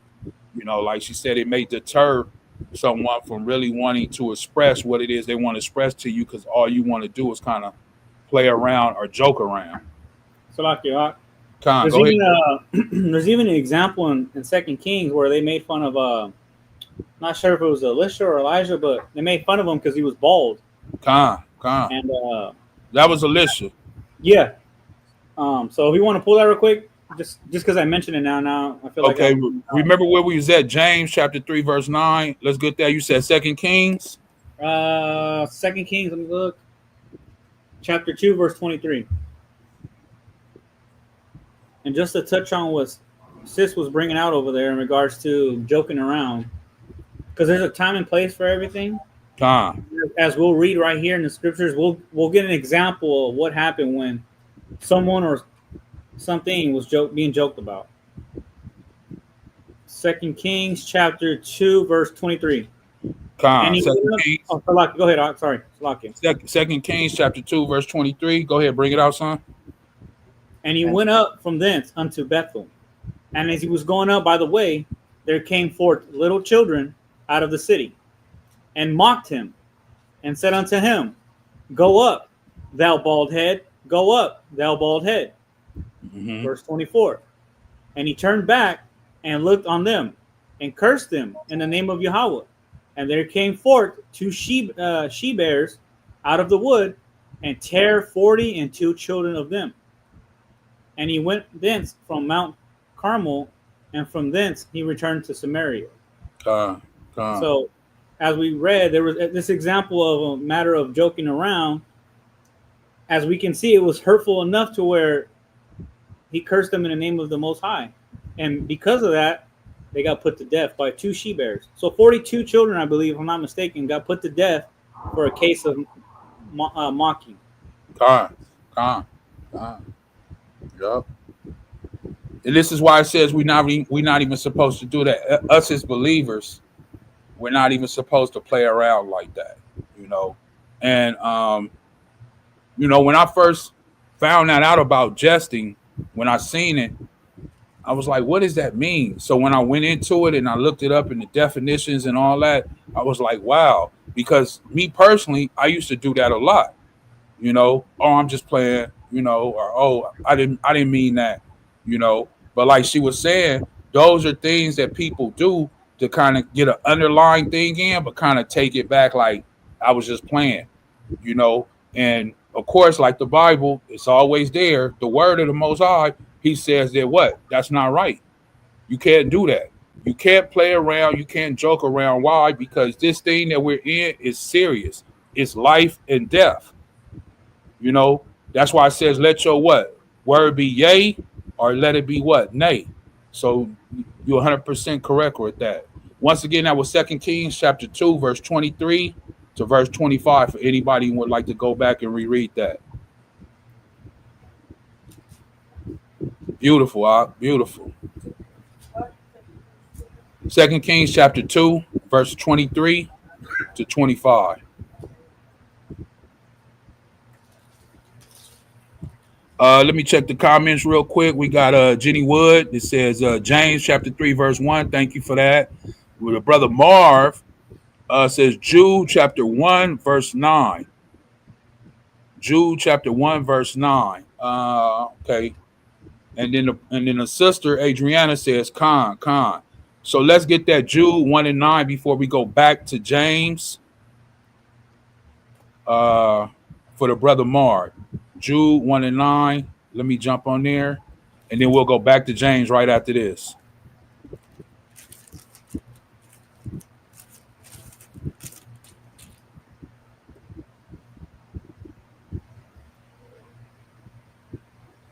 You got that, son? Go ahead, bring it out. Jude chapter 1, verse 9. Uh-huh. Yet Michael the archangel, when contending with the devil, he disputed about the body of Moses. Uh-huh. Durst not bring against him a railing accusation, but said, The master rebuked thee. Con, go ahead. But these speak evil of those things which they not. Which they know not. Uh-huh. But what they know naturally, as brute beasts, in those things they corrupt themselves. So he was bringing out verse 9 when it says, yet Michael the archangel, when contending, right? Contending with who? Hasatan, he disputed about the body of Moses. Why were they going back and forth about the body of Moses? Does anybody know? And it says, bringing against him a railing accusation, but said, the master rebuked thee. So what accusation was Hasatan, the devil, bringing against Moses? Does anybody know? That should be a simple one. Everybody should know what Moses did. Everybody should know what Moses did. He did what? Everybody should know what Moses did. What is the accusation that Hasatan, that the devil is going against Michael the archangel? What did Moses do? Crack the rock. Moses did crack the rock, but that's not what they're going back and forth about. What is the reason Moses fled out of Egypt? He committed murder. Yeah. I know, I got it. He said kill. I know. I said okay. So that's what he did. He committed murder. He killed someone. He shedded what? Blood. So Hasatan was going back and forth with Michael the archangel. Now, what did the Most High say? He said, I can have mercy on who I want to have mercy. Now, did the Most High work with Moses after he did it or killed or murdered someone? Did he? Huh? Yeah, he did. He actually sent him as a savior to the children of Israel to bring them out. Now, what's another charge against Moses? That the Most High was going to kill Moses. Does anybody know that one? Why was the Most High going to kill Moses? This is after he had already told him he wanted him to go back and free his people and bring them out. And while he was on his way to go back to Egypt, the Most High almost killed him. Why? What didn't he do? He brought his wife and his kids. Now, that was one of the reasons why he was going to kill him. But what was it?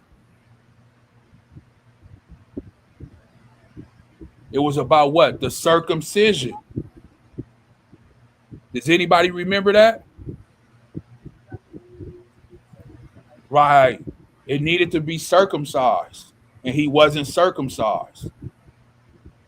That's why, let me get that. What verses? Let me get that. Somebody pull that for me in Exodus real quick before we go back to James. Let me show you. Exodus. That would be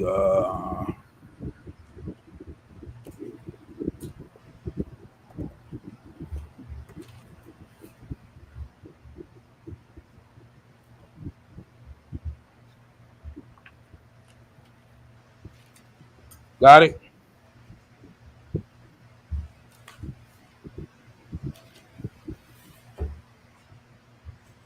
And Moses' wife said, "You a bloody man." Exodus 18:2. No, that's too far. I got it. I believe it's Exodus 4, where we was earlier. I believe. Let me see.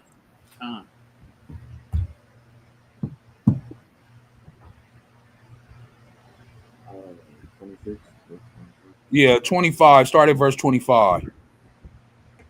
Exodus chapter 4, verse 25. Hold on. Start at 23. Exodus chapter 4, verse 23. Khan, go ahead. And I say unto thee, let my son go, that he may serve me. And if thou refuse to let him go, behold, I will slay thy son, even thy firstborn. Even thy firstborn. Read 24. And it came to pass by the way in the inn. So by the way they was going, they was in an inn, which we would call now a hotel, motel. Go ahead. That Yahweh met him and sought to kill him. That the Most High Yahweh met him and sought to kill him. So I just wanted to show you this. I didn't want you to think that, oh, he was just saying this. I wanted to show you where it was. That the Most High himself met up with Moses and he sought to what? Kill him. He sought to kill him. Verse 2. Oh, you got something?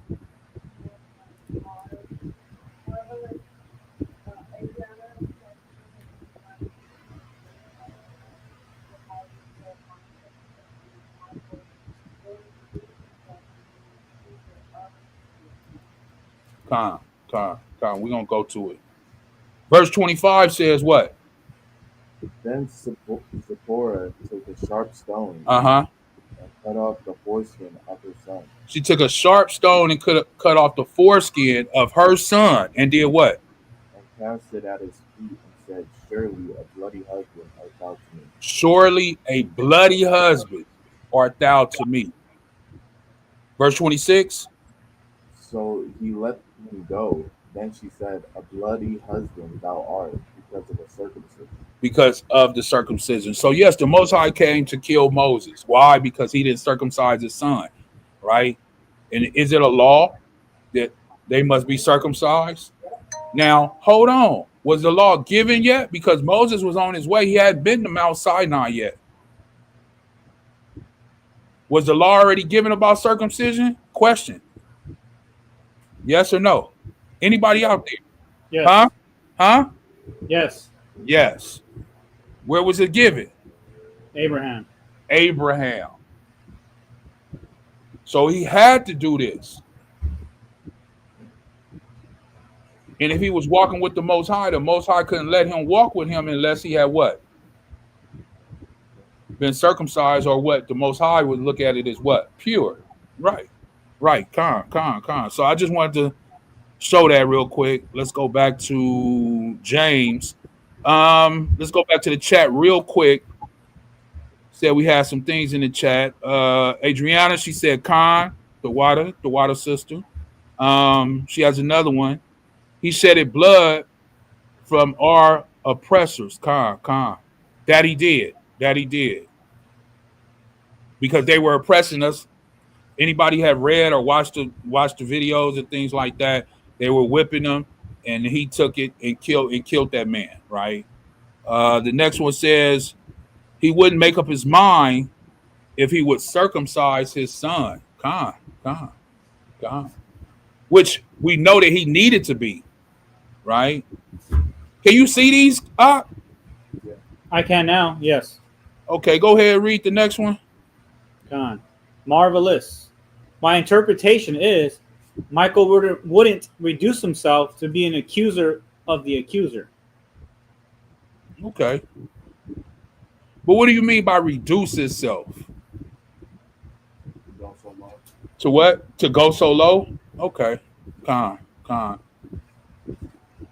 Well, it shouldn't even in my outlook, it shouldn't even been a back and forth, but it's one of those for people that play like games or something like poker. That's what I would call like a bluff.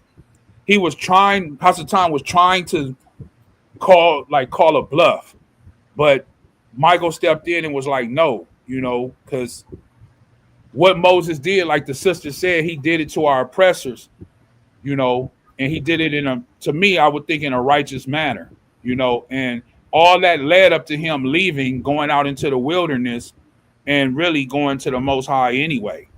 So when we know about our life, like we always say, our steps and our ways are planned by the Most High. That's what had to happen to force him out to leave Egypt, you know, because that's the thing that really forced him out before he came back. Because remember, he was just finding out everything. He didn't really know the Most High and things like that. He was raised as an Egyptian, but that process of him kind of finding out stuff, that actual act drove him out or pressed him out to make him flee. And as he fled out in the wilderness, as anybody who really knows, the Most High always kind of separates you from everything. And then he was led to who? Zipporah. He was led to the Father. He was led to the mountain. He was led to all these things, to the bush, the furnace fire out in the wilderness. And then that's when the Father started to deal with him. So I believe Like that. Go ahead.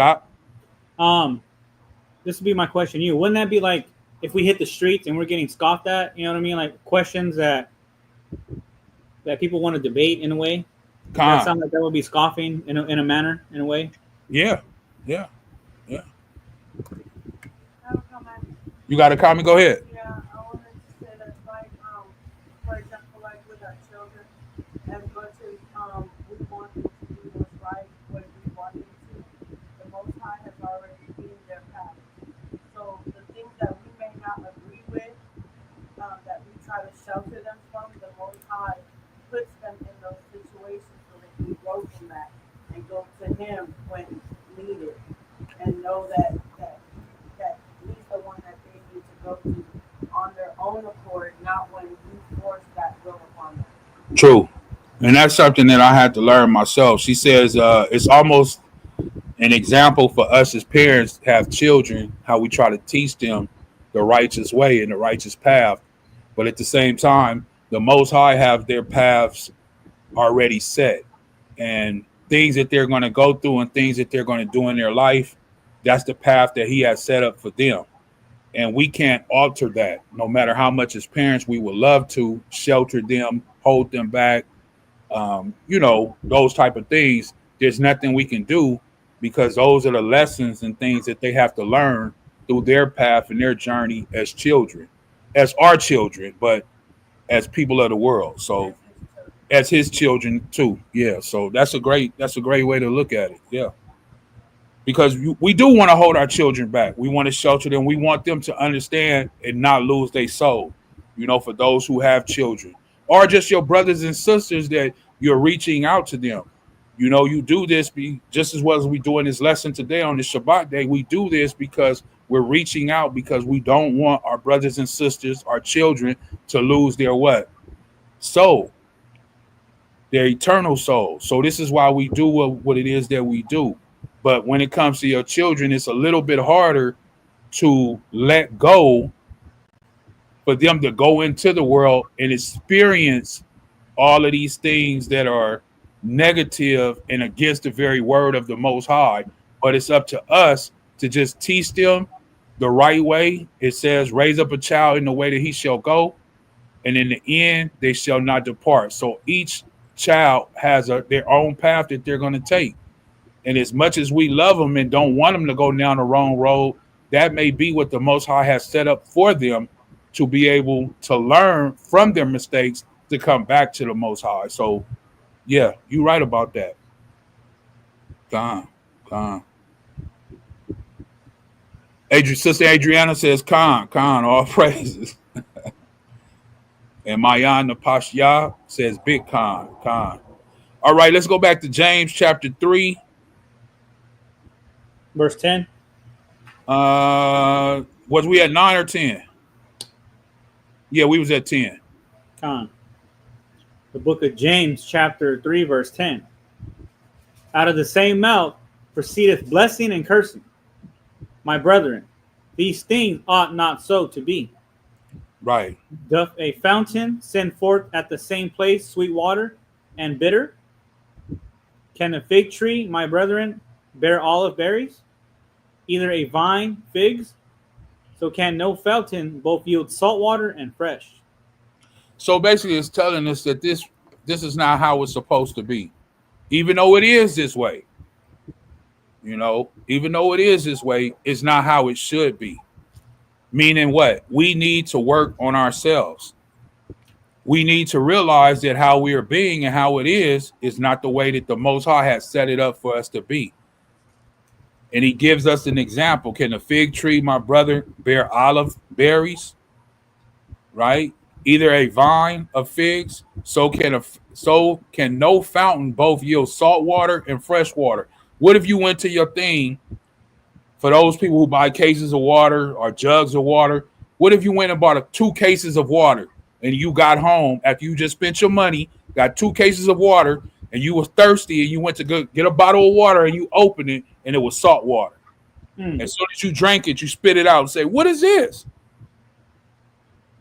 It said on the label, purified water or spring water. But when you opened it to drink it, it was salt water. And what if when you went to the ocean to get in the water, that was fresh water when it was supposed to be salt water? A lot of the animals that was in the ocean would die. Why? Because they're saltwater creatures. They're not fresh water.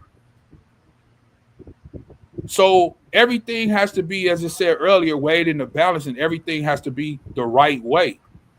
So what does it show us? It tells us to what? Work on ourselves. To let us know that this mouth that we have is foul. Why? Because we praising the Most High at one point in time in the course of the day, and then at another point in time in the course of the day, we're defiling our own body, defiling ourselves by cursing. And somebody might say, well, I'm not cursing. I don't use profanity. That's fine. But yet you may be backbiting against a sister. You may be backbiting against another brother. You might be murmuring against a brother or a sister. So we have to be careful on how we conduct ourselves in the language, in the way that we speak, not only to one another, but about other brothers and sisters. You know, because we don't want to be caught like this, because this is a sin right here, basically. It is. You might say, well, I don't think it's a sin, but it is. Because, go ahead. You brought it out earlier, but the example you gave was Miriam and Moses. Right. Right. Right. And they were what? Murmuring against who? Moses. And it says the Most High heard it. It says the Most High heard it. Moses didn't hear it. The Most High heard it. And then he says, how are you not afraid? Meaning you didn't fear the Most High. A lot of times we do these things because, let's be honest, the fear of the Most High is not there. If we truly feared the Most High, we would not do the things that we do. Right? If the children of Israel truly feared the Most High, there's no way that they would have went against the Most High. But the fear, which is truly is not a fear of being scared, it's the love. It wasn't there for him. It was more about the love of what? The world and these other nations. That's why they wanted to see how the other nations live and how they worship their deities, because they were able to do other things.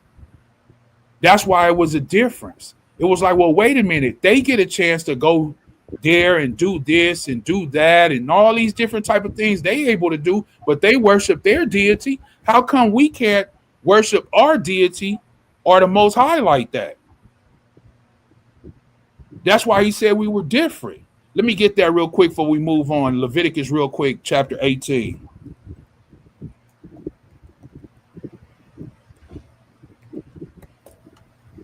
Leviticus 18 from the top. Anybody? I got it. Go ahead. Book of Leviticus, chapter 18, verse 1. And Yahweh spake unto Moses, saying, Speak unto the children of Israel, and say unto them, I am Yahweh, your Ahchyam. After the doings of the land of Egypt, wherein ye dwelt, shall you not do. After the doings of the land of Canaan, whither I bring you, shall you not do. Neither shall you walk in their ordinances.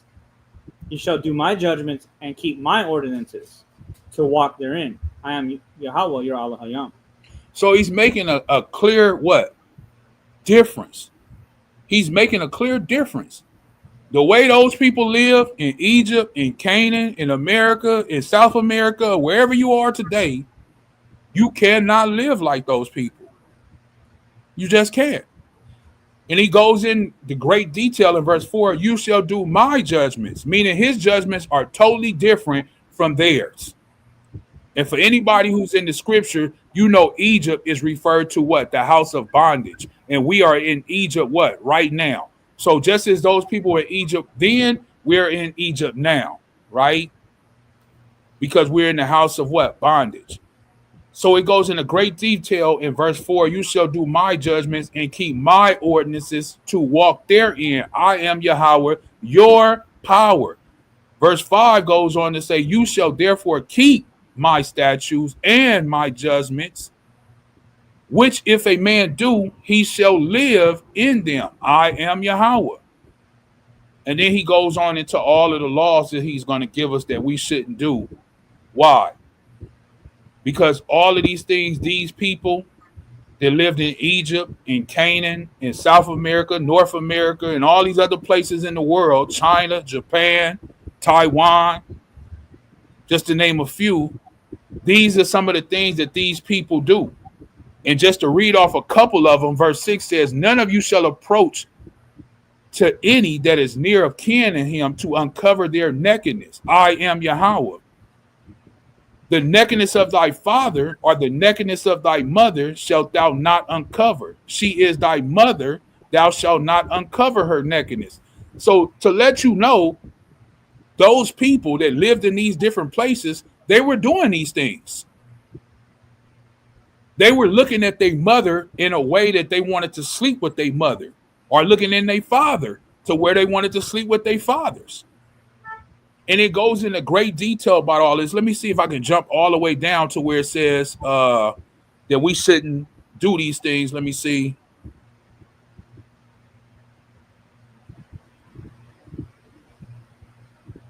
It says, verse 24, I believe, defile not yourself in any of these things, for in all these the nations are defiled, which I cast out before you. And the land is defiled. So the land is defiled, the people are defiled. Therefore, I do visit the iniquity, which is sin, thereof upon it. And the land itself vomited out her inhabitants. So it's letting us know that if you read Leviticus 18 all the way down, all of the things that these people were doing, that he commanded us not to do. And they were some very foul things, right? This is why he told us in verse 2 up here, I believe it's verse 2 or 3, I'm Salakia, that after the doings of Egypt in the land of Canaan, we could not do because those people were doing those things. They were sleeping with their father. They were sleeping with their sister. They were sleeping with whoever they wanted to. Men was lying with men. Women was lying with women. It was complete chaos and filth. But it was okay in their country. Just like it's okay right now here in America. It's okay. They'll tell you we are wrong and they're right. But in verse 4, he said, you shall do my judgments and keep my ordinances. Verse 5, you shall therefore keep my statute and judgments. Well, his statute and judgment says, as we read, that we can't defile ourselves like that. I can't sleep with my mother.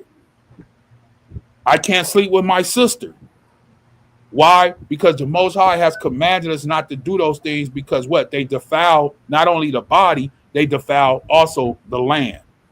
Anyway, I didn't mean to get off course. I just wanted to show that real quick. Salakia. I'll go back to James and we'll get ready to wrap it up. James chapter 3. What verse was we at? Verse 13. Yeah, that's all I wanted was the 12. Con. That's all I wanted. So let's go to 1 Peter real quick. Oh, you know what? Hold on, let me see if it's James 4. There was something in here. Hold on.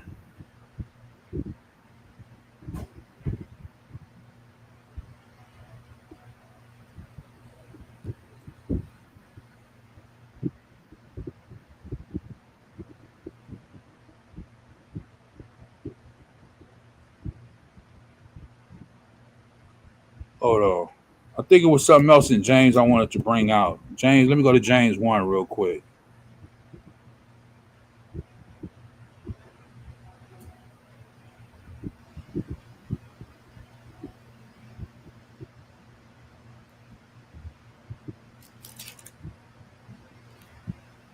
I'm trying to see. Let me see.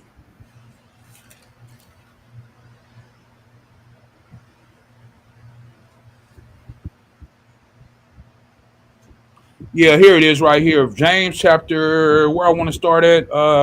Let's start at 23 and read on down. James chapter 1, verse 23. Con. The book of James, chapter 1, verse 23. Con.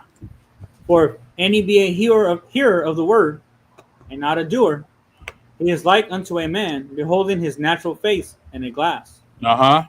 For he beholdeth himself, and goeth his way, and straightway forgetteth what manner of man he was. Yeah. And a lot of people do that. They say that they believers. They say they believe in Hamashiach Yahawashi. We believe in Christ. But Christ said, if you love me, then keep my commandments. We look at ourselves in the mirror. We brush our teeth, wash our face. And then we get in the car. We go out here, get on the bus, whatever you do. And you get out there in the world and somebody run in front of you or something. And you get to cursing, you know, or somebody took something from you or almost hit your car or whatever. And you say, I'll be got, you know, and you finish that statement. You know, or you felt some kind of way of anger, of wrath, you know, against your brother because they may have threw something at you or did so. I don't know. I'm just giving examples, right? And you forget what type of manner or woman that you are. You know, we can never forget the type of manner of person that we are. This is why he's saying we look at ourselves in the glass, in the mirror, but once we get out there in the world, after we leave out the home, we forget our standard. We forget that moral standard that we are held to. Why? Because now we're not looking at ourselves in the mirror. You can't see yourself, but the Most High sees you. Verse 25. Verse 25. But whoso looketh into the perfect law of liberty, and continueth therein, he being not a forgetful hearer, but a doer of the work, this man shall be blessed in his deed. Uh-huh. And if any man among you seems to be religious, and bridleth not his tongue, but deceiveth his own heart, this man's religion is vain. Now that's deep right there. This man's religion, meaning this man's faith, what he believes in, it's in vain. Vain means worthless. That's what vain means, vanity. It's all worthless. It's meaningless. It's nothing. So it's saying if any man among you seems to have faith, seems to believe in the Most High Yahweh and Hamashiach Yahawashi, and he do not bridle not his tongue, but deceiveth his what? His own heart. That man's faith or religion is worthless. So we have to bridle our tongue. You have to know when to shut up. I'm sorry to say it like that. You have to know when to speak and when not to speak.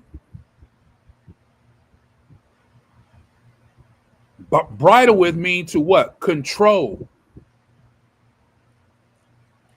Verse 27, watch this. Go ahead. Verse 27. Pure religion and undefiled before the Most High and the Father is this, to visit the fatherless and widows in their affliction, and to keep himself unspotted from the world. To keep himself unspotted. Now, before I break all, let's go with unspotted and see what that means. Right? Because there's two folds in there. Because there's a lot that's not being done. Come. Unspotted, right? Without spot. Spotless. Metaphor. Free from what? What does that say? Censor. And what? Irreproachable. And free from what? Vice. And what? Unsold or unsullied. What does vice mean? Not. It says not. She said not to have something that has a hold on you. Vice is what? Something that's evil. Look up vice. Like strong. Vice. Oh, I should have said definition. Immoral or wicked behavior. Say it again. Immoral or wicked behavior. So the word vice right here says free from vice, right? So what it means, vice means immoral or wicked behavior. So it says, verse number 2, it says free from. So you need to be free from what? Immoral or wicked behavior. That's what unspotted means. Let's look up the other word. What does it say? What? Unsullied.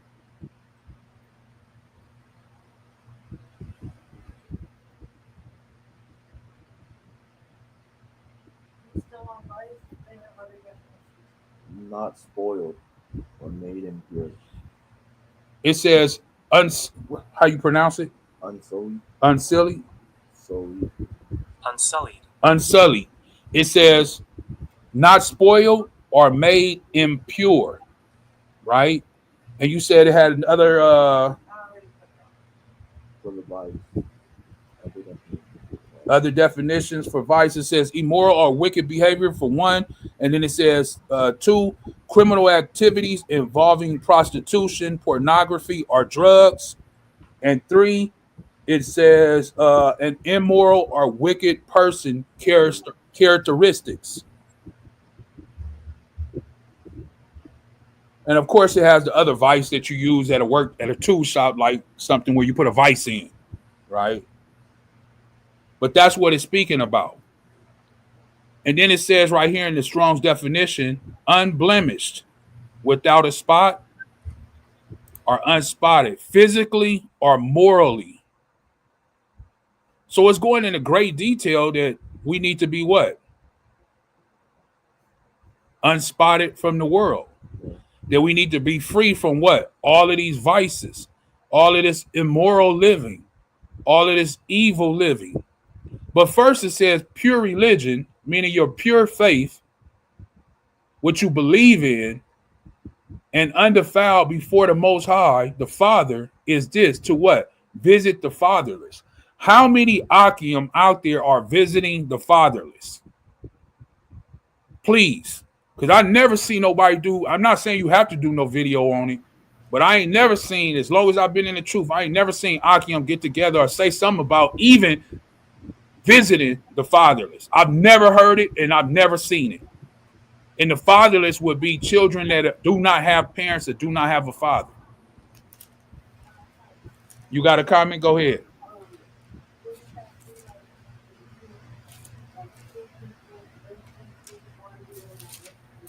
Uh-huh.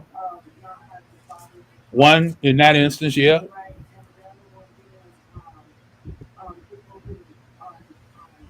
Don't know the Father, the Most High. Yeah, yeah. Two folds. Yep. So when you walk in, you speak to other brothers and other sisters that don't know that they're technically brothers and sisters, not knowing the Most High, that can be. Yeah, I would definitely agree with that. She says the fatherless is representing like a twofold. Of course, the children, the orphans, the ones who do not have a father, right? But also when we go out to preach, or like we're doing lessons today, our brothers and sisters out there who don't know the Father, right? Who don't know they Abba, who has been not called home yet, not have been brought into the sheepfold yet. But it's up to us to go out there and bring forth this lesson, bring forth this good news, right? As Paul says, how would a people hear, or how would a people to know without a preacher, right? So that's our job. Now, remember what I said earlier when we started reading, Not everybody or not every man should become what? A teacher. Why? Because it'll be a stricter or a greater judgment upon you because you have been chosen to do so. So those judgments are going to be more harsh on you because you were the one who was supposed to take care of the fatherless, take care of the widows, and these type of different things. These things have been appointed to you. So it says right here to visit the fatherless and the widows. How many widows are being visited? A widow is someone who lost their husband. Not because she left him, not because she divorced him, but she lost him. He passed away. He may have died in battle. He may have had a heart attack, whatever it may be. I don't know. But how many Ahchyam, because I'm talking to the brothers, how many brothers are standing up, providing and taking care of the widow? How many? Because it says this is the pure faith, the pure religion, and undefiled before the Most High the Father. It says clearly, is this to visit the fatherless? So this is something that we're commanded to pretty much do, to visit the fatherless, the widows, in their what? Affliction. Because what? They're going through something because they just lost their husband. Don't you think somebody who's been married 10, 15, 20 years, or even 5 years, whoever, and they really love that man, they love their husband, and he's taken away from the earth, that may make her in such a low estate of mind and spirit. She might go away from the faith. She might fall into different temptations. She might fall into whatever. That's why you're supposed to go and visit her, that she may be able to lean on someone, lean on the body, lean on the truth, lean on the Most High, and to know that she has support. Lucky. Go ahead, I'll say two things to that. It even lays out kind of like a roadmap or a blueprint to some extent in 1 Timothy 5 in regards to the widowhood, right? And the things like that. And secondly, Ak is on point with everything he's bringing out. And it's not a shot at any of our leaders or our fellow brothers, anything in the brotherhood. It's just if you have the ability to do so, that's what we're looking for. Now, for those that try to put a game plan together to set things up like that, it's different. So for those that have the ability and just choose not to, knowing the scriptures, shame on you. But for those that are trying to get things set up, get programs set up to help our sisters or young women or young children, it's different. If you want to scroll down to, it says and stop right there, Ak. If you go back to verse 1, and I hate to say this, but a lot of our Ox know about 1 Timothy 5 and 1, right? Rebuke not an elder, but entreat them as a father, and the younger men as brethren. We know that one. But if we jump down to verse 8, and read down, and it's not to get too far off the topic, but since we're here, we'll touch on it. If you don't mind reading that out. 1 Timothy chapter 5, verse 8, it says, but if any provide not for his own, but if any, meaning any brother, provide not for his own, and especially for those of his own house, he have denied the faith and is worse than an infidel. Right. And if I'm not mistaken, an infidel is a non-believer, if I'm not mistaken. Could be wrong.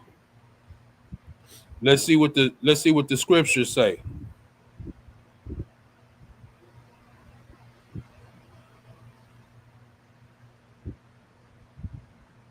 Unfaithful. Yeah. Go ahead. Outline biblical usage. Unfaithful, faithfuless, or faithless, not to be trusted. Basically, all the things that you just said. Not to be without Christian faith, it says. Especially a heathen, untrustworthy. Right. So yeah, that believe not, faithless. Yeah, so they're a non-believer, basically. Yeah. Right. So to jump back, we'll read a few more verses just to touch the point, because again, this is not to bash our own, but there are some that have the ability to do so, and personally, I haven't seen it. That's what I was saying. I haven't. Right, I haven't personally seen it either.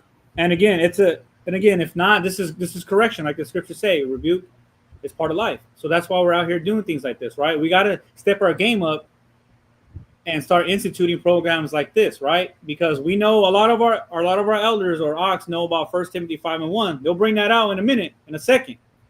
When we read down, I don't see any of this scriptures being applied, right? Read verse 9 on. We'll read all the way down. God, 1 Timothy 5:9, it says, "Let not a widow be taken into the number under the 60 years old, having been the wife of one man." So now we're getting a layout of what's considered a widow, right? I believe 60 is 60 years old, right? Con. Go ahead. Verse 10, "Well reported of for good works, if she have brought up children, if she have lodged strangers, if she have washed their saints' feet, or Salakia, the saints' feet, if she have relived or relived the afflicted, if she have diligently followed every good work."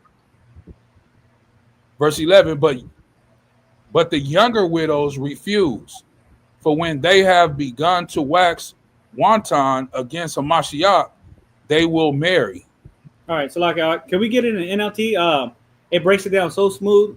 The KJV, I have a love for it, but sometimes I think it kind of trips us up because of the language barrier. But what verse? 10. Yeah, let's go back again. Let's read verse 9. Let's read verse 9. Let's jump all the way. Just read all the way down. In the NLT. So Salaki for those that are watching. 1 Timothy 5:9 in the NLT, New Living Translation. A widow who is put on the list for support must be a woman who is at least 60 years old and was faithful to her husband. All right, so now we're reading stipulations at this point, right? So this is for us to take heed, take notes, and let's band together and let's put things like this together, right? Because like Ak brought it out earlier, and myself, and this is not a diss, but I have not seen things like this instituted. Because there are widows out here that need support. Are we going to rely on the government to provide for them? And if so, it's very little means that they're going to be able to be provided for, right? Read on. Salakia, and in this day, it's so sad because in this day and age, the woman, or as we would say, the widow or the mother that's 60 years old, when these type of things happen, she feel like now she can relive her youth. And now she wants to go back to being 20 years old again. And she starts to hang out with the younger sisters instead of teaching them and being a widow and somewhat of an elder or a mother for them to look up to. She starts to go backwards in life and wants to revert to being one of the younger sisters, you know. So I just wanted to say that. But yeah, I've read verse 10. She must be well respected by everyone because of the good she has done. Has she brought up her children well? Question. Has she been kind to strangers and served other believers humbly? Question. Has she helped those who are in trouble? Question. Has she always been ready to do good? These are questions that's being asked. Right. So just as we're talking about installing programs or helping our own sisters that are widows, right? These are also some of the criteria that has to be met for those widows as we're reading, right? As with every question mark that's being written down, right? Read on. Verse 11. The young widows should not be on the list because their physical desires will overpower their devotion to Hamashiach, and they will want to remarry. Right, which is natural. That's why it gave the age of 60. That's why it gave the age of 60. For whatever reason, it gave the age of 60, because we can see here that the younger widows are probably going to want to remarry, right? Which is natural. I understand that. We understand that, right?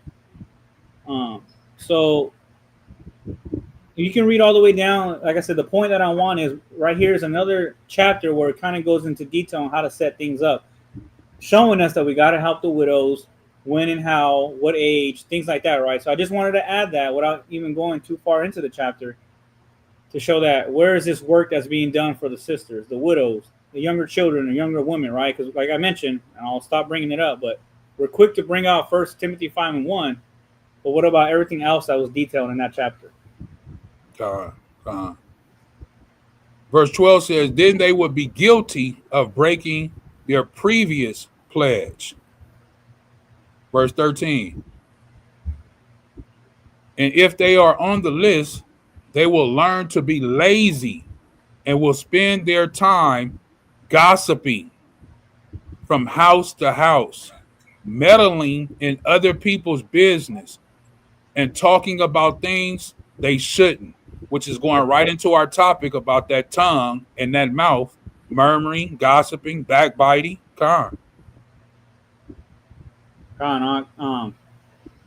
Shoot, that's basically sums up the lesson of what we're talking about, right? That was a perfect example of what we're going into. So for me personally, that was the point that I wanted to bring out. But just as Ak read on, you can clearly see there's some the reason why some of the sisters are allowed to remarry at a younger age, right? And it's Salakia, when you said why, well, you didn't really say why, you was just saying that it chose the age of 60.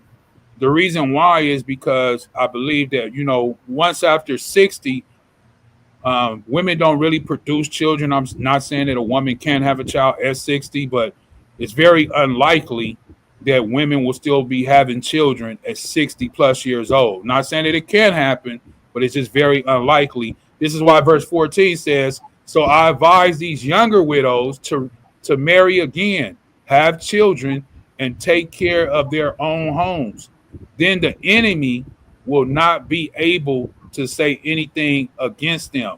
So basically, they're just starting life all over again with a new husband, because that husband has passed on, and now they may be able to produce more children, right, and raise a new home. So that's what I would say why they chose 60, because really, you're not having kids after 60, really. So not saying that it couldn't happen, but most of the time women are not having children after 60-year-old. But anybody else, 40, 45, 50, 30, 35, 20, 25, yeah, you need to get remarried, because there still is a chance that you may be able to what? Still have children. Con. And verse 15 says, for I am afraid that some of them have already gone astray and now follow Satan. So, I mean, yeah, it goes deep. So it's telling you, like I was saying earlier, that's why it's so important for us to be there for those fatherless children and for the widow. Why? Because some of them can fall off and they can go astray, and then they can start to follow Satan quick. So like 16. At 16, again, we're not only cutting ourselves, but for, like I said, self-reflection. This relies on all of us, not just one individual, not just two, but verse 16.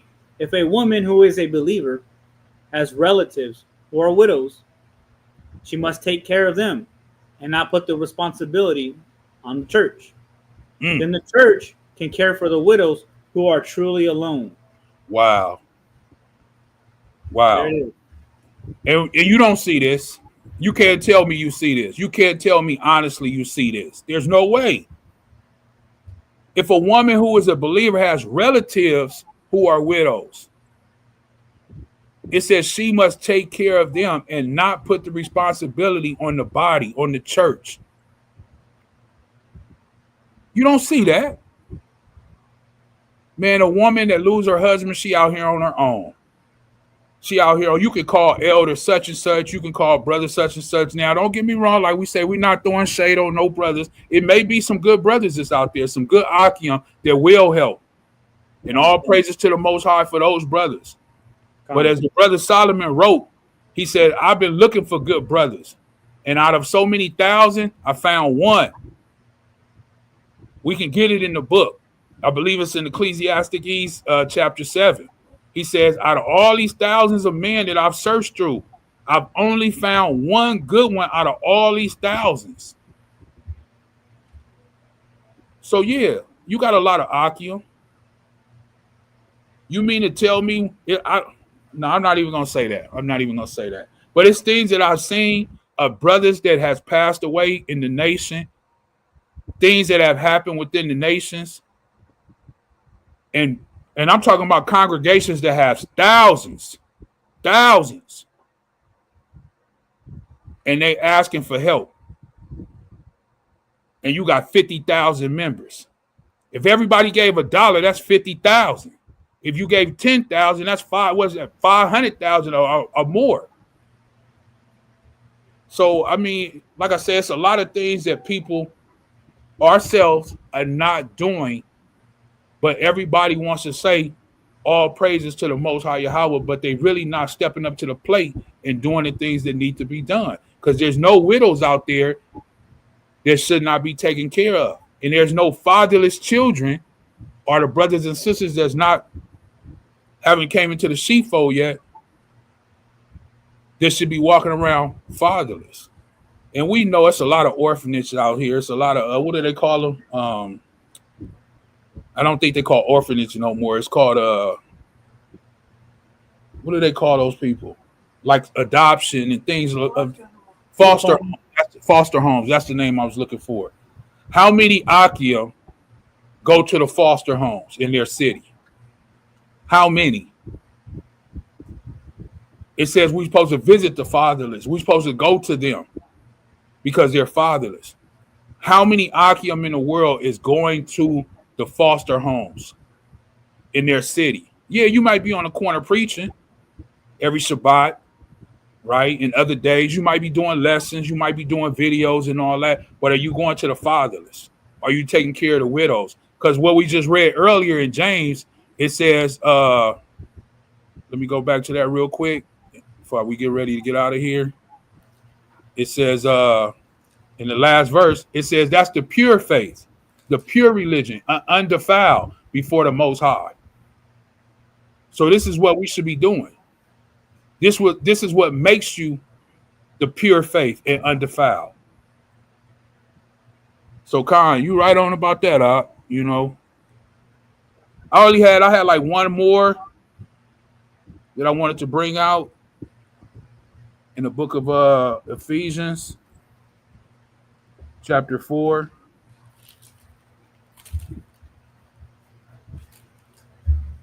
Maybe one or two more, and then we'll close out.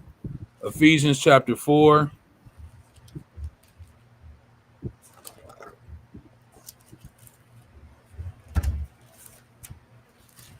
Start at verse 29.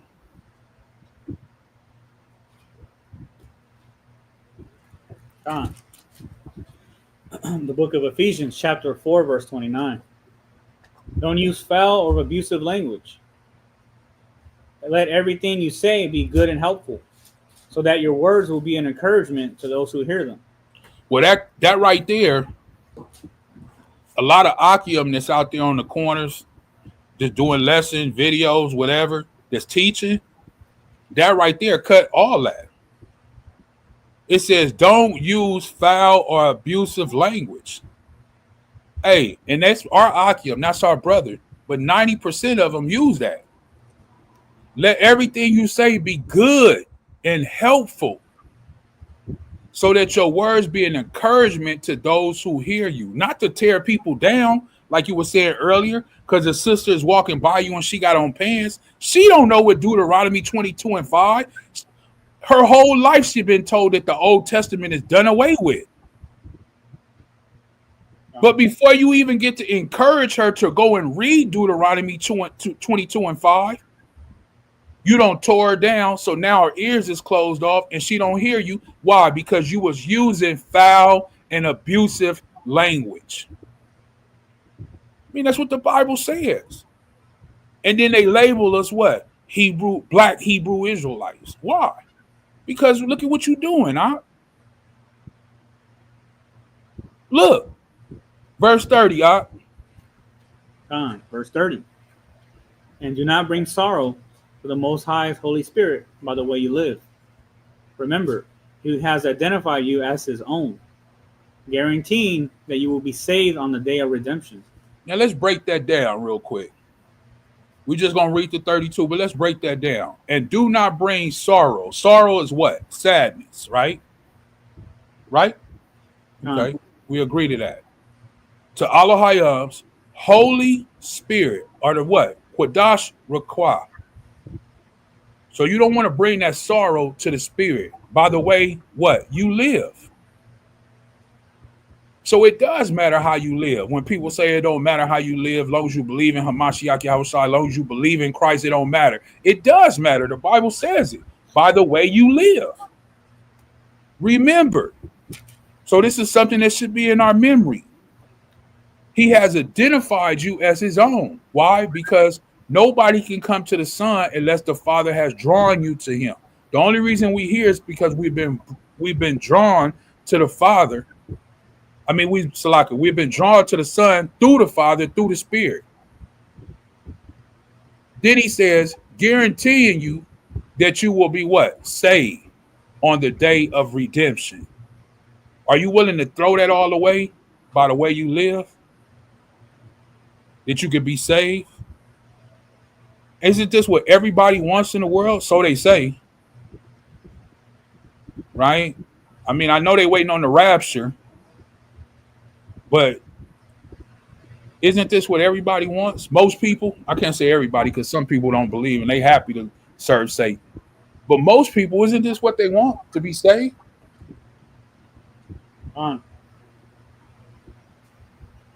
No, most people want to live now. They want to what? Live now. She said, no, most people want to live now. That's the problem. Yep.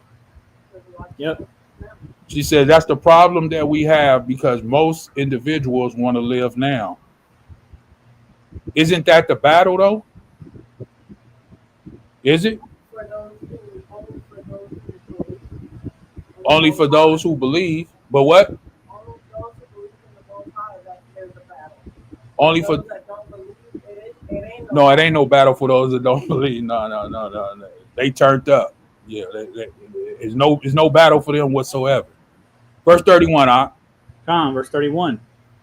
Get rid of all bitterness, rage, anger, harsh words, and slander, as well as all types of evil behavior. once again, as you said earlier, the criteria, right? Things that he's telling us that we need to what? Get rid of. We need to purge this out of our life. Bitterness, rage, what we've been speaking about all today, really. Anger, harsh words. Where does those words come out of? Your mouth, from your tongue. Slander, as well as all types of evil behavior. Goes back to that vice, what we got the definition of earlier. Immoral behavior. 32. Verse 32. Instead, be kind to each other, tenderhearted, forgiving one another, just as the Most High, through Hamashiach, has forgiven you. Where's that at in the brotherhood, in the nation? Where's that at? Where's that at? Because we could be some of the harshest brothers to one another in the truth. It ain't no difference. I know a lot of people claim that it is, but it's no difference. It's no different for the same brothers that's out there on the streets to a brother that's in the truth. Sometimes you can get a harsher judgment, a harsher rebuke from the brothers that's in the truth because you're not a part of their social camp. And they belittle you and they put you down and they mock you.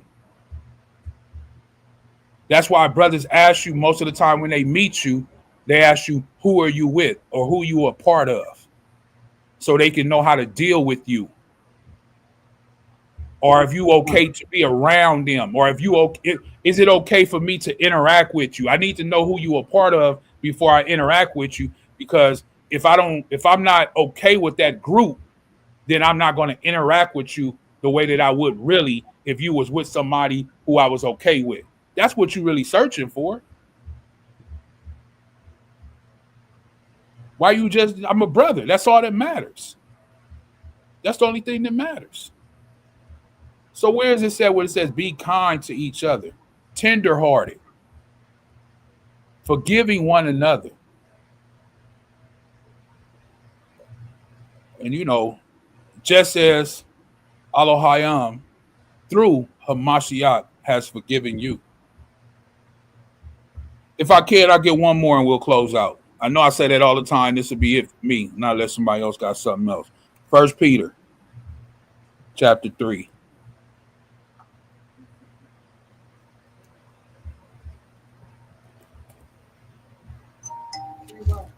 We'll start at 8.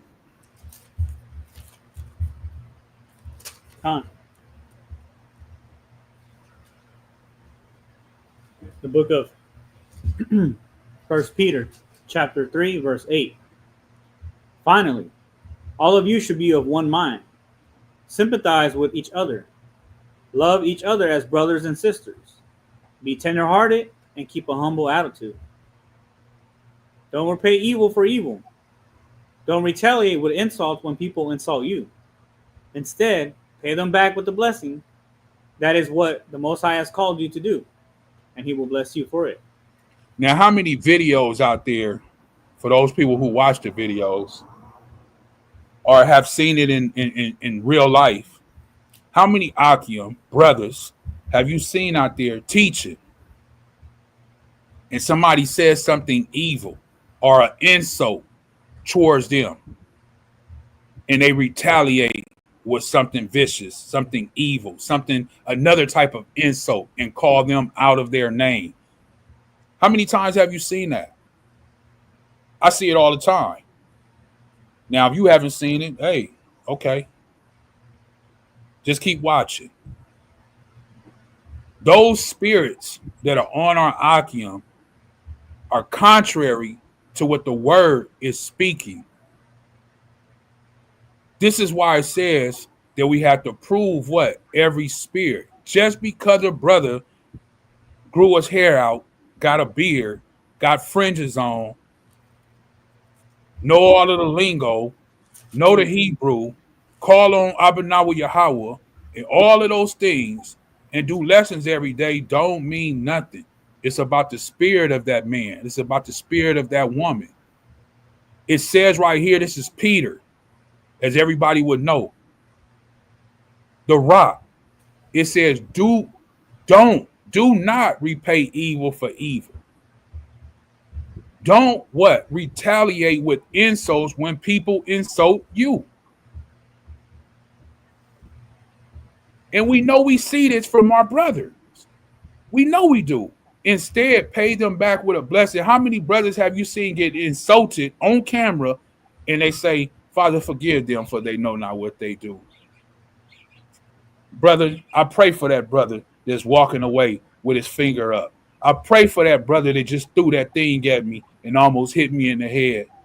Father, I don't know that brother's name, but I hope that you watch over that brother. I pray for him that he may come. You have never, I haven't seen it. What I have seen is the camp get riled up and everybody look like they finna jump on somebody. That's what I've seen. Or they start to mock and scourge and call out names of whoever it is. And I don't care if it's an Edomite or Moabite, you stay in character. Because you are a representative of Hamashiach. Instead, pay them back with blessings. That is what the Most High has called you to do. And He will exalt you, meaning to bless you for that. See, just because you see something growing or something that's big, hey, we got them churches is what they call them? Mega churches. There's no truth in there. But you got 100,000 people following. You got every Sunday they there. Mega, I'm talking about big mega church. They selling out stadiums. It has to be more than a stadium can fit 20, 30,000 people. 20, 30,000 people coming on Sunday to a mega stadium. But there's no truth in that congregation. So just because you see a camp growing or a congregation growing, it don't mean nothing. That don't mean there's truth in there. How you know if it's truth is when you see what you read by the fruit. It says, don't retaliate with insults when people insult you.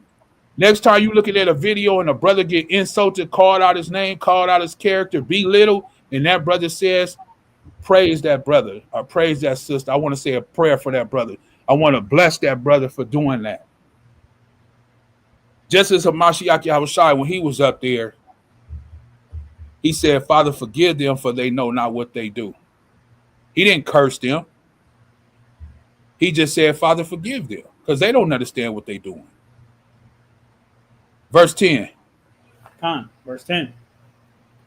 For the scriptures say, if you want to enjoy life and see many happy days, keep your tongue from speaking evil and your lips from telling lies. And we know people tell lies every day. You know, that's going to be one of the downfalls of many people is that they lie. And they think it's okay because they get away with it, but not knowing that every lie is weighed in the balance. It says, if you want to enjoy life and see many happy days, keep your tongue from speaking evil. The Bible says all liars shall have their part in the fire that burn with what? Brimstone. You know, and they made it in the world to where it's like, oh, it's not a lie like that. It's just a look at what they call it. It's just a white lie. So yeah, white is not right. So you got certain kind of lies. You got small little bitty ones. You got little white lies. You got big lies, humongous lies. They don't categorize a lie. Man, a lie is a lie. Because what is it? What are you speaking really when you lie? But what is it? It's who? Hatred. You speaking hatred. You speaking untruth. And who is the father of lies? Hasatan. It says he is the father of it. So when a person lies, they're actually obeying their father, which is who? Satan. Because he was the person that was a liar from the beginning. So every time you lie, just know you're giving thumbs up. You basically getting on your knees and praying to Satan. And you're saying, thank you, Satan. That's what you're doing. You're praising him. See, Satan don't need you to go and get on your knees like how the Most High. He don't need you to do that. Satan take his any way he can get. So when you lie, he like, yeah, thank you. He don't care if it's a little white lie or a big lie. As long as you lie, he okay with that. Verse 11, verse 11. Turn away from evil and do good. Search for peace and work to maintain it. The eyes of the master watch over those who do right, and his ears are open to their prayers. But the master turns his face against those who do evil. Now, who will want to harm you if you are eager to do good? But even if you suffer for doing what is right, the Most High will reward you for it. So don't worry or be afraid of their threats. So we are guaranteed, don't even be worried about the threats. If you suffer for doing what's right, he's going to reward you in the end. It doesn't even matter. But if you suffering for doing what's wrong, he's going to turn his ear from you. Verse 15. Verse 15. We're going to read to 17. We're going to read to 17. Verse 15. Instead, you must worship Hamashiach as master of your life. And if someone asks about your Christian hope, always be ready to explain it. Salakia. Right there, verse 15, it says you must worship Hamashiach as master of your life. How can one worship Hamashiach as master of your life? How can you do that? Like everything that you do, what you do, is you basically consulting before you do anything. She says it'll be by the way you live and everything you do and every or say or think. It will basically be consulting the Most High before you make a move. Actually, like the lesson we did, I think it was last week or the week before, when it said take counsel in everything that you do. Before you make a move, before you do something, counsel or ask counsel from the Most High, right? So this is how we must worship Hamashiach, that is what? The master of our life. And if someone asks about your what? Your faith, always be ready to what? Explain it. You have to be ready to explain it. You can't just say, I believe. You believe why? You believe what? What do you believe? Because faith is something that's unseen. And most people want to see. They want to feel, they want to touch. That's why they build all these statues. They have more faith in a statue than they got in really Hamashiach Yahawashi.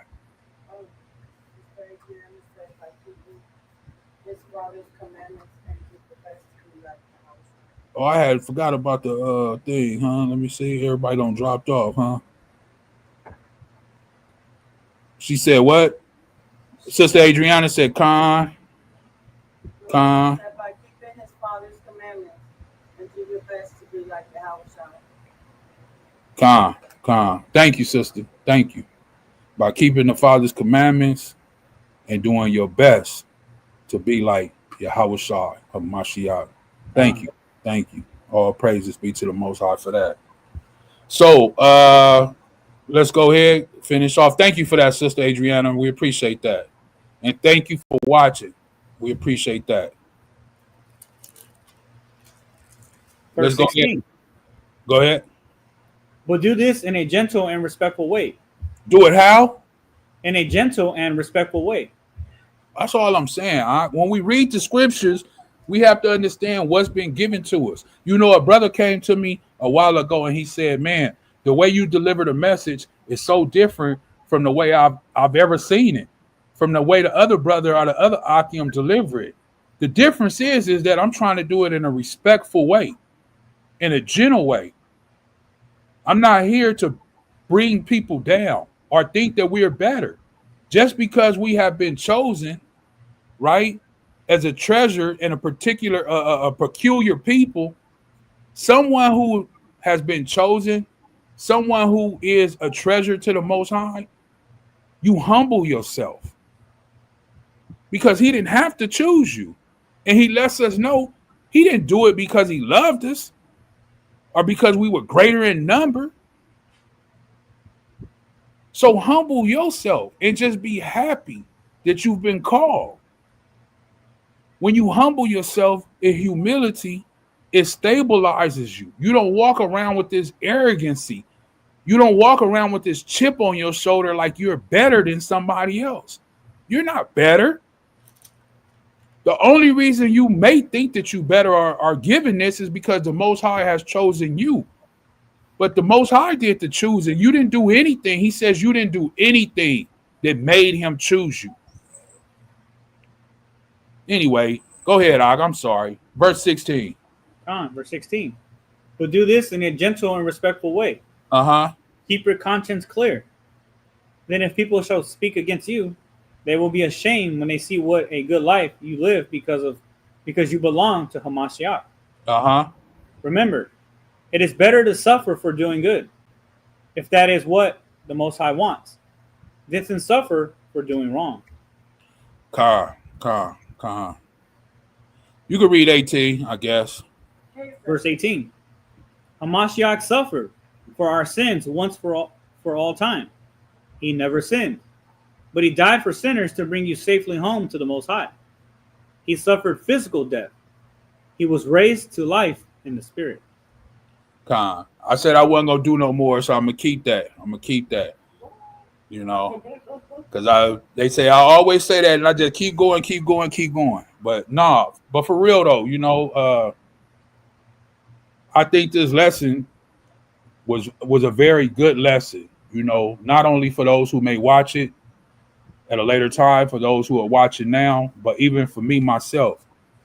because going through these things and looking at these things, it makes me think of myself and how I speak and how I deal with people, you know, and the things that come out and how much we should put the Most High first in everything we do, even in our speech, even in our tongue, you know. So when we go over the scriptures, it just makes us take another look, you know, that magnifying glass when we look at things and when we read and go over scripture. So I think it was an awesome lesson, especially about this tongue. I think it was so good that we should do a part two eventually, you know, whenever the time is right through the spirit.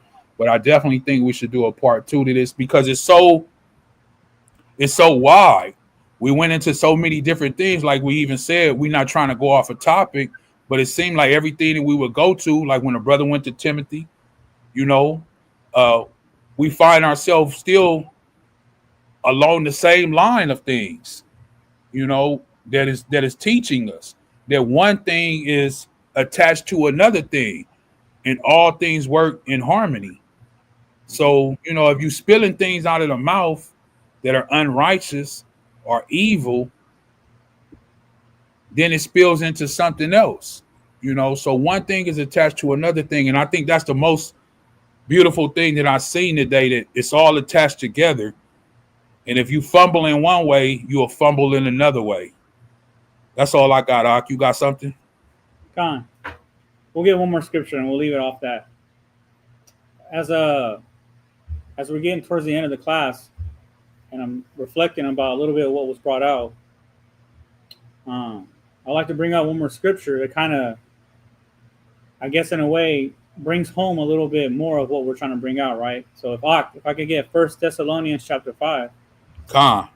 And because we brought out a little bit of some other stuff besides speaking about the tongue, right? Because they all kind of link up in one way or another. You want it in NL? Yeah, let's do NLT. I would prefer that. So again, just to bring out and sum up a little bit of what we were going into, because you know, I think 1 Thessalonians 5 will kind of bring it home. Con. And what we're about to jump to in verse 9, 1 Thessalonians 5 and 9, is going to kind of touch on what Ephesians 4 and 32 said. Even as the Most High, for Hamashiach's sake, have forgiven you. And that's something we got to remember daily. We don't deserve to be here at this particular point for all the things we've done against the Most High and His Son. So, if I could get 1 Thessalonians 5, verse 9, and we'll read down. 9. Con. This is the book of 1 Thessalonians chapter 5, verse 9. And it says, for the Most High chose to save us through our Master, Yahawashi Hamashiach. Not to, thank you. Yeah, that's gone. Not to pour out his anger on us. Con. So again, it says the Most High chose to. He didn't have to, but it says he chose to save us through our Master, Yahawashi HaMashiach, not to pour out his anger on us. Because there's examples in the scriptures where we saw the Most High had to put the fire in the rear end, right? He could have easily, even during the time of Moses, did away with us and started all over again with Moses. But rather instead, Moses said, no, Most High, please forgive them. They don't know. So at this point, we need to understand that the Most High has given us his Son. So he actually gave Yahawashi the whipping instead of us. We got to be thankful for this. This is sometimes I think we tend to forget this. Verse 10, No, we do. We definitely do forget it, you know. And that's why we need Ahchyam such as yourself to make sure that it's brought to the attention, you know, that we don't forget. Verse 10, 1 Thessalonians chapter 5, verse 10.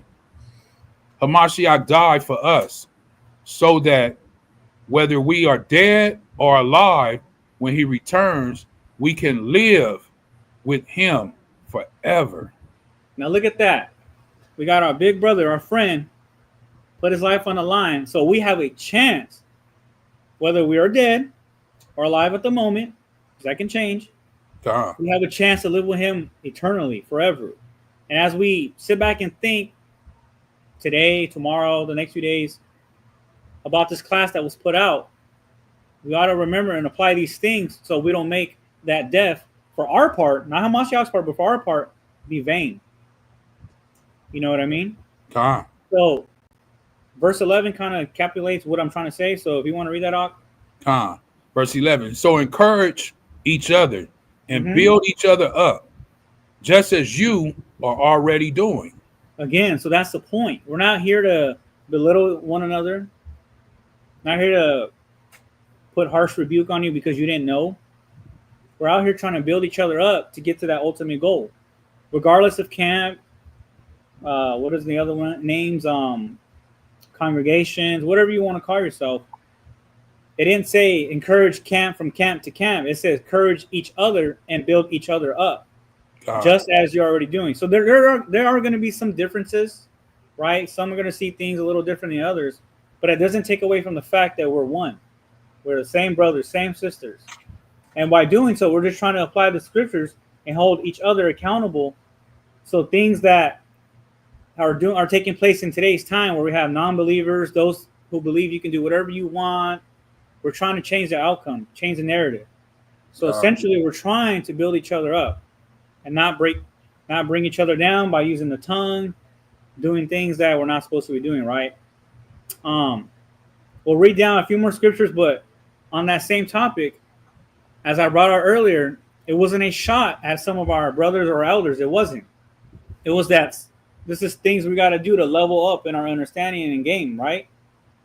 I want to give my respect to those elders and leaders that put forth their hand to the plow, right? Because earlier we read it, I believe it was, was it Matthew, where it says not to be a master? No, that wasn't Matthew. I believe that was James. Okay, James. Yes. Now, in regard it was James 3:1. Yeah. So again, for those that are in a position to lead, it's not easy. It's definitely not easy. So for those that take the job and the honor, my respect to you. If we could read verse 12 out. Con. Dear brothers and sisters, honor those who are your leaders in the master's work.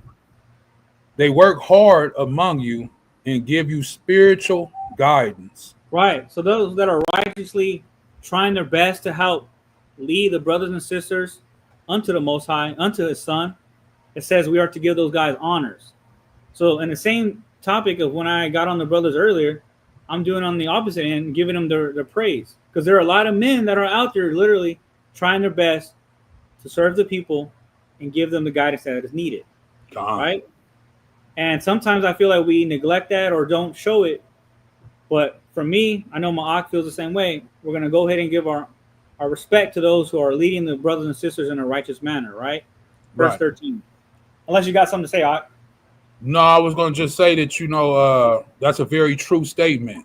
And I believe that there is Ahchyam out there that are really fighting the good fight and leading people to the truth, But unfortunately, in this world and system that we live in, those Ahchyam don't get shown as much as the other ones do that may not be leading or may not be the right example to be shown. So, but like he said, the ones that are leading in righteousness in a righteous way, we do give honor to, and we want to take our hats off to them, and so to say, that continue on, and those are the men and the elders and the leaders that, we should look up to just as well as Hamashiach Yahawashi. So yeah, in verse 13, it says, show them great respect and wholeheartedly love because of their work and live peacefully with each other. Right. So what more do we need to say? We got to show them the respect and show them the love because of the time and effort and work that they're putting in. It's not an easy thing to put your time into the scriptures, to learn, be able to have an answer for those that come to you and looking for some type of counsel. It's not easy. It's a sacrifice. But not just only that, but again, it said, and to live peacefully with each other. How many of us are trying to obtain that? Especially when we put divisions by fragmenting each and one another. I can't message you because you with this cam, man. I see you guys believe in the full moon as a new moon. Or you don't believe in the Shabbat, the start of time, as I do, right? All we're doing is putting a difference. Now, not one man has a full understanding, and we understand that. But it doesn't mean we can't live peacefully with one another, right? We don't have to put that division amongst one another. So again, the scripture just said, live peacefully with one another. And as for myself, and I know for Ak, that's the goal here. And I pray that's the goal for many of you other elders or leaders out there. And I give my respect to you for doing your best. Time. Verse 14, it says, brothers and sisters, we urge you. Slakia, that was all I had on 13, but if you want to read 14, that's cool. I just read 14 since I had started. It says, brothers and sisters, we urge you to warn those who are lazy, encourage those who are timid, take tender care of those who are weak, be patient with everyone. So as the Ox said, man, we gotta be peaceful, we gotta love, we gotta be patient. There's so many things that we as true followers and believers of the Father and his only begotten Son that we have to be. And you're called to a higher standard. And even those that are teachers or leaders are even called to a higher standard than just an actual follower or actual person that believes. So, he holds us to a great standard. And what a beautiful thing that you're held to that, because then that means that you can elevate to that. He doesn't want you to be lazy. He doesn't want you to be timid. He doesn't want you to be fearful. He doesn't want you to be all these things that the world tells us to be. On the contrary, he wants us to do the opposite. He doesn't want us to walk in fear. He doesn't want us to be lazy. He doesn't want us to be timid and fearful. But he wants us to walk in what? Love, meekness, patience, and show what true love really is. Like the brother was bringing out. I don't care because you keep the new moon on a full moon. I don't care because you keep the lunar Sabbath and I keep Shabbat from sun up to sundown, or I don't care. What I truly care about, and I think that Hamashiach Yahawashi is going to care about, is how your heart is. Because he is the one that's going to search your heart. Is your heart full of evil? Or are you working to purge that heart and working and walk in righteousness? Because you can keep all those things and still be evil as all outdoors in the inside. So what does that matter? Those are physical works. That's not what's going to save you anyway. It's just caused, like the brother said, a lot of division from the nation. And that's why over here, we just a brotherhood. We don't care whether you keep it new moons, full moon, dark moon, Chicago moon, Australian moon. It don't matter to us. Long as you keeping the Shabbat, long as you keeping the full moon, long as you keeping the new moon, listen, what matters to us is purging out that evil and becoming a new man and living for the Most High and his only begotten Son, Hamashiach Yahawashi. And love. Let me tell you this, and I'll leave it alone after this for me. My testimony is that I never knew what love was. And some people might say that's weird. I never heard that. But for me, as I told my Ak right here, I never was told as a child or raised as a child, even in somewhat into my beginning of my adult years, and it's just the way I was raised and the people that I was raised around, that I love you. I never had a hug. I never had compassion. I never been taken in and somebody hugged me and say, I love you. And we share that moment and cry together and all those type of things. I never had that growing up. Now, as growing up to an adult, I didn't know that was weird. I didn't know it was crazy, not for your parent or your people that you live around to tell you that they love you or they hold you or give you a hug. I didn't know because I never heard it, I never felt it, and I never seen it. But now through the scriptures, I know that was crazy, that's not the way life is supposed to be, that we are supposed to love one another. And I think in this world, it's a lot of that goes on within the home, within the community, and that's why it's so much hatred out in the world because there's not enough love, So I just wanted to share that the scriptures have opened my mind up, my heart up to know that you need to love. And I'm working on it.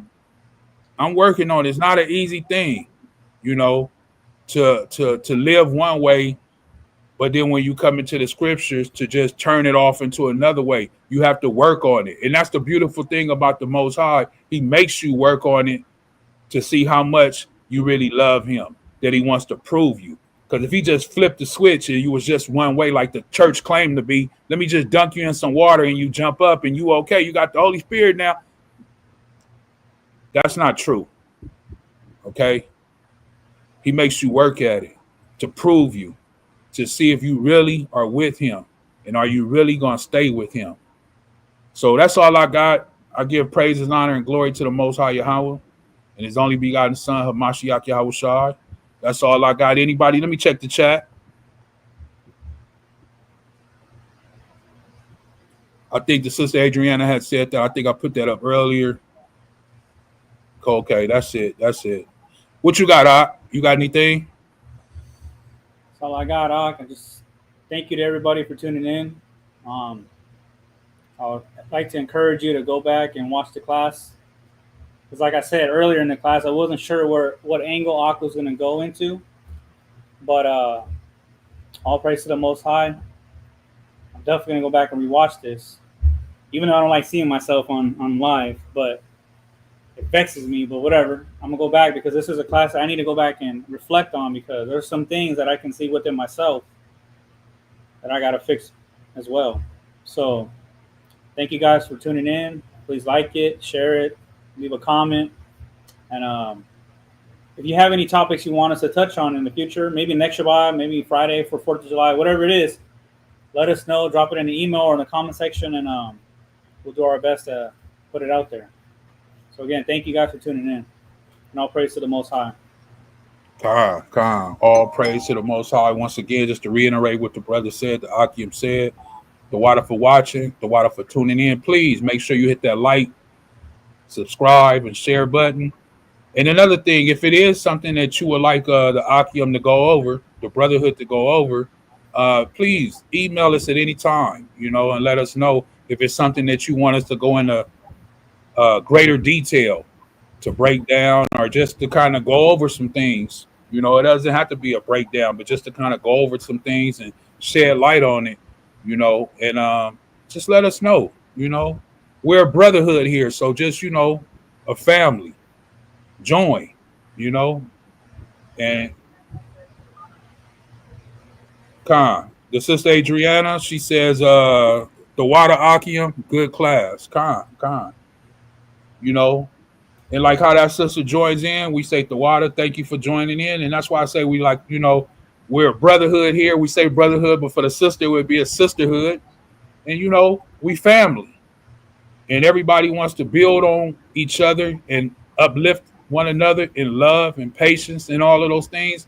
And the only way you can have that is through a family and a foundation. And the foundation that we build on is that rock, which everybody will say is Hamashiach Yahushua. But the first rock is the Father. Sent the Son. And that rock is Hamashiach Yahushua, like the brother said earlier, because he took the whipping for us. He took the beating for us. So now we have to take the beating that he's going to give us as our brother. It's like a big brother giving you a whooping. Instead of dad coming home and giving you a whooping, the big brother's going to give us the whipping now, And it won't be the same as dad. That's why you have two judgments. That's why it says those that are blessed to get part in the first resurrection. Right? Because those that have part in the first resurrection would be who? Hamashiach judging. But the second one, it says that's when the great white throne comes and everything disappears. Well, that's the Father. And he's going to judge on that second judgment. So, hey, I don't want to get into nothing else, but, thank you for that, but like I said, if it's anything that you guys want us to go into, please let us know. Email us, contact us. If you want to help the ministry in any type of way, you can hit us on the Cash App. It's on the screen. You can scan it right there. If you do want to help the ministry go forward. And that's pretty much all I got. Anybody else? That's about it. So with that, I'm going to say all praises to the Father, Yahweh, and his only begotten Son, Hamashiach Yahushai. To all the brothers and sisters out there, may you have a beautiful rest of your Shabbat day. May he watch over you, protect you, and guide you and strengthen you in the word, in the spirit. May you rewatch this video. May you share this video. Like the brother said, we going to do the same thing. Because I believe it touched me just as well as it touched your brother, and hopefully it touched you too. And it's just a powerful word. And with that, we say, Kwam Yasharallah. Kwam Yasharallah. Kwam Yasharallah. Kwam Yasharallah. Shalawam.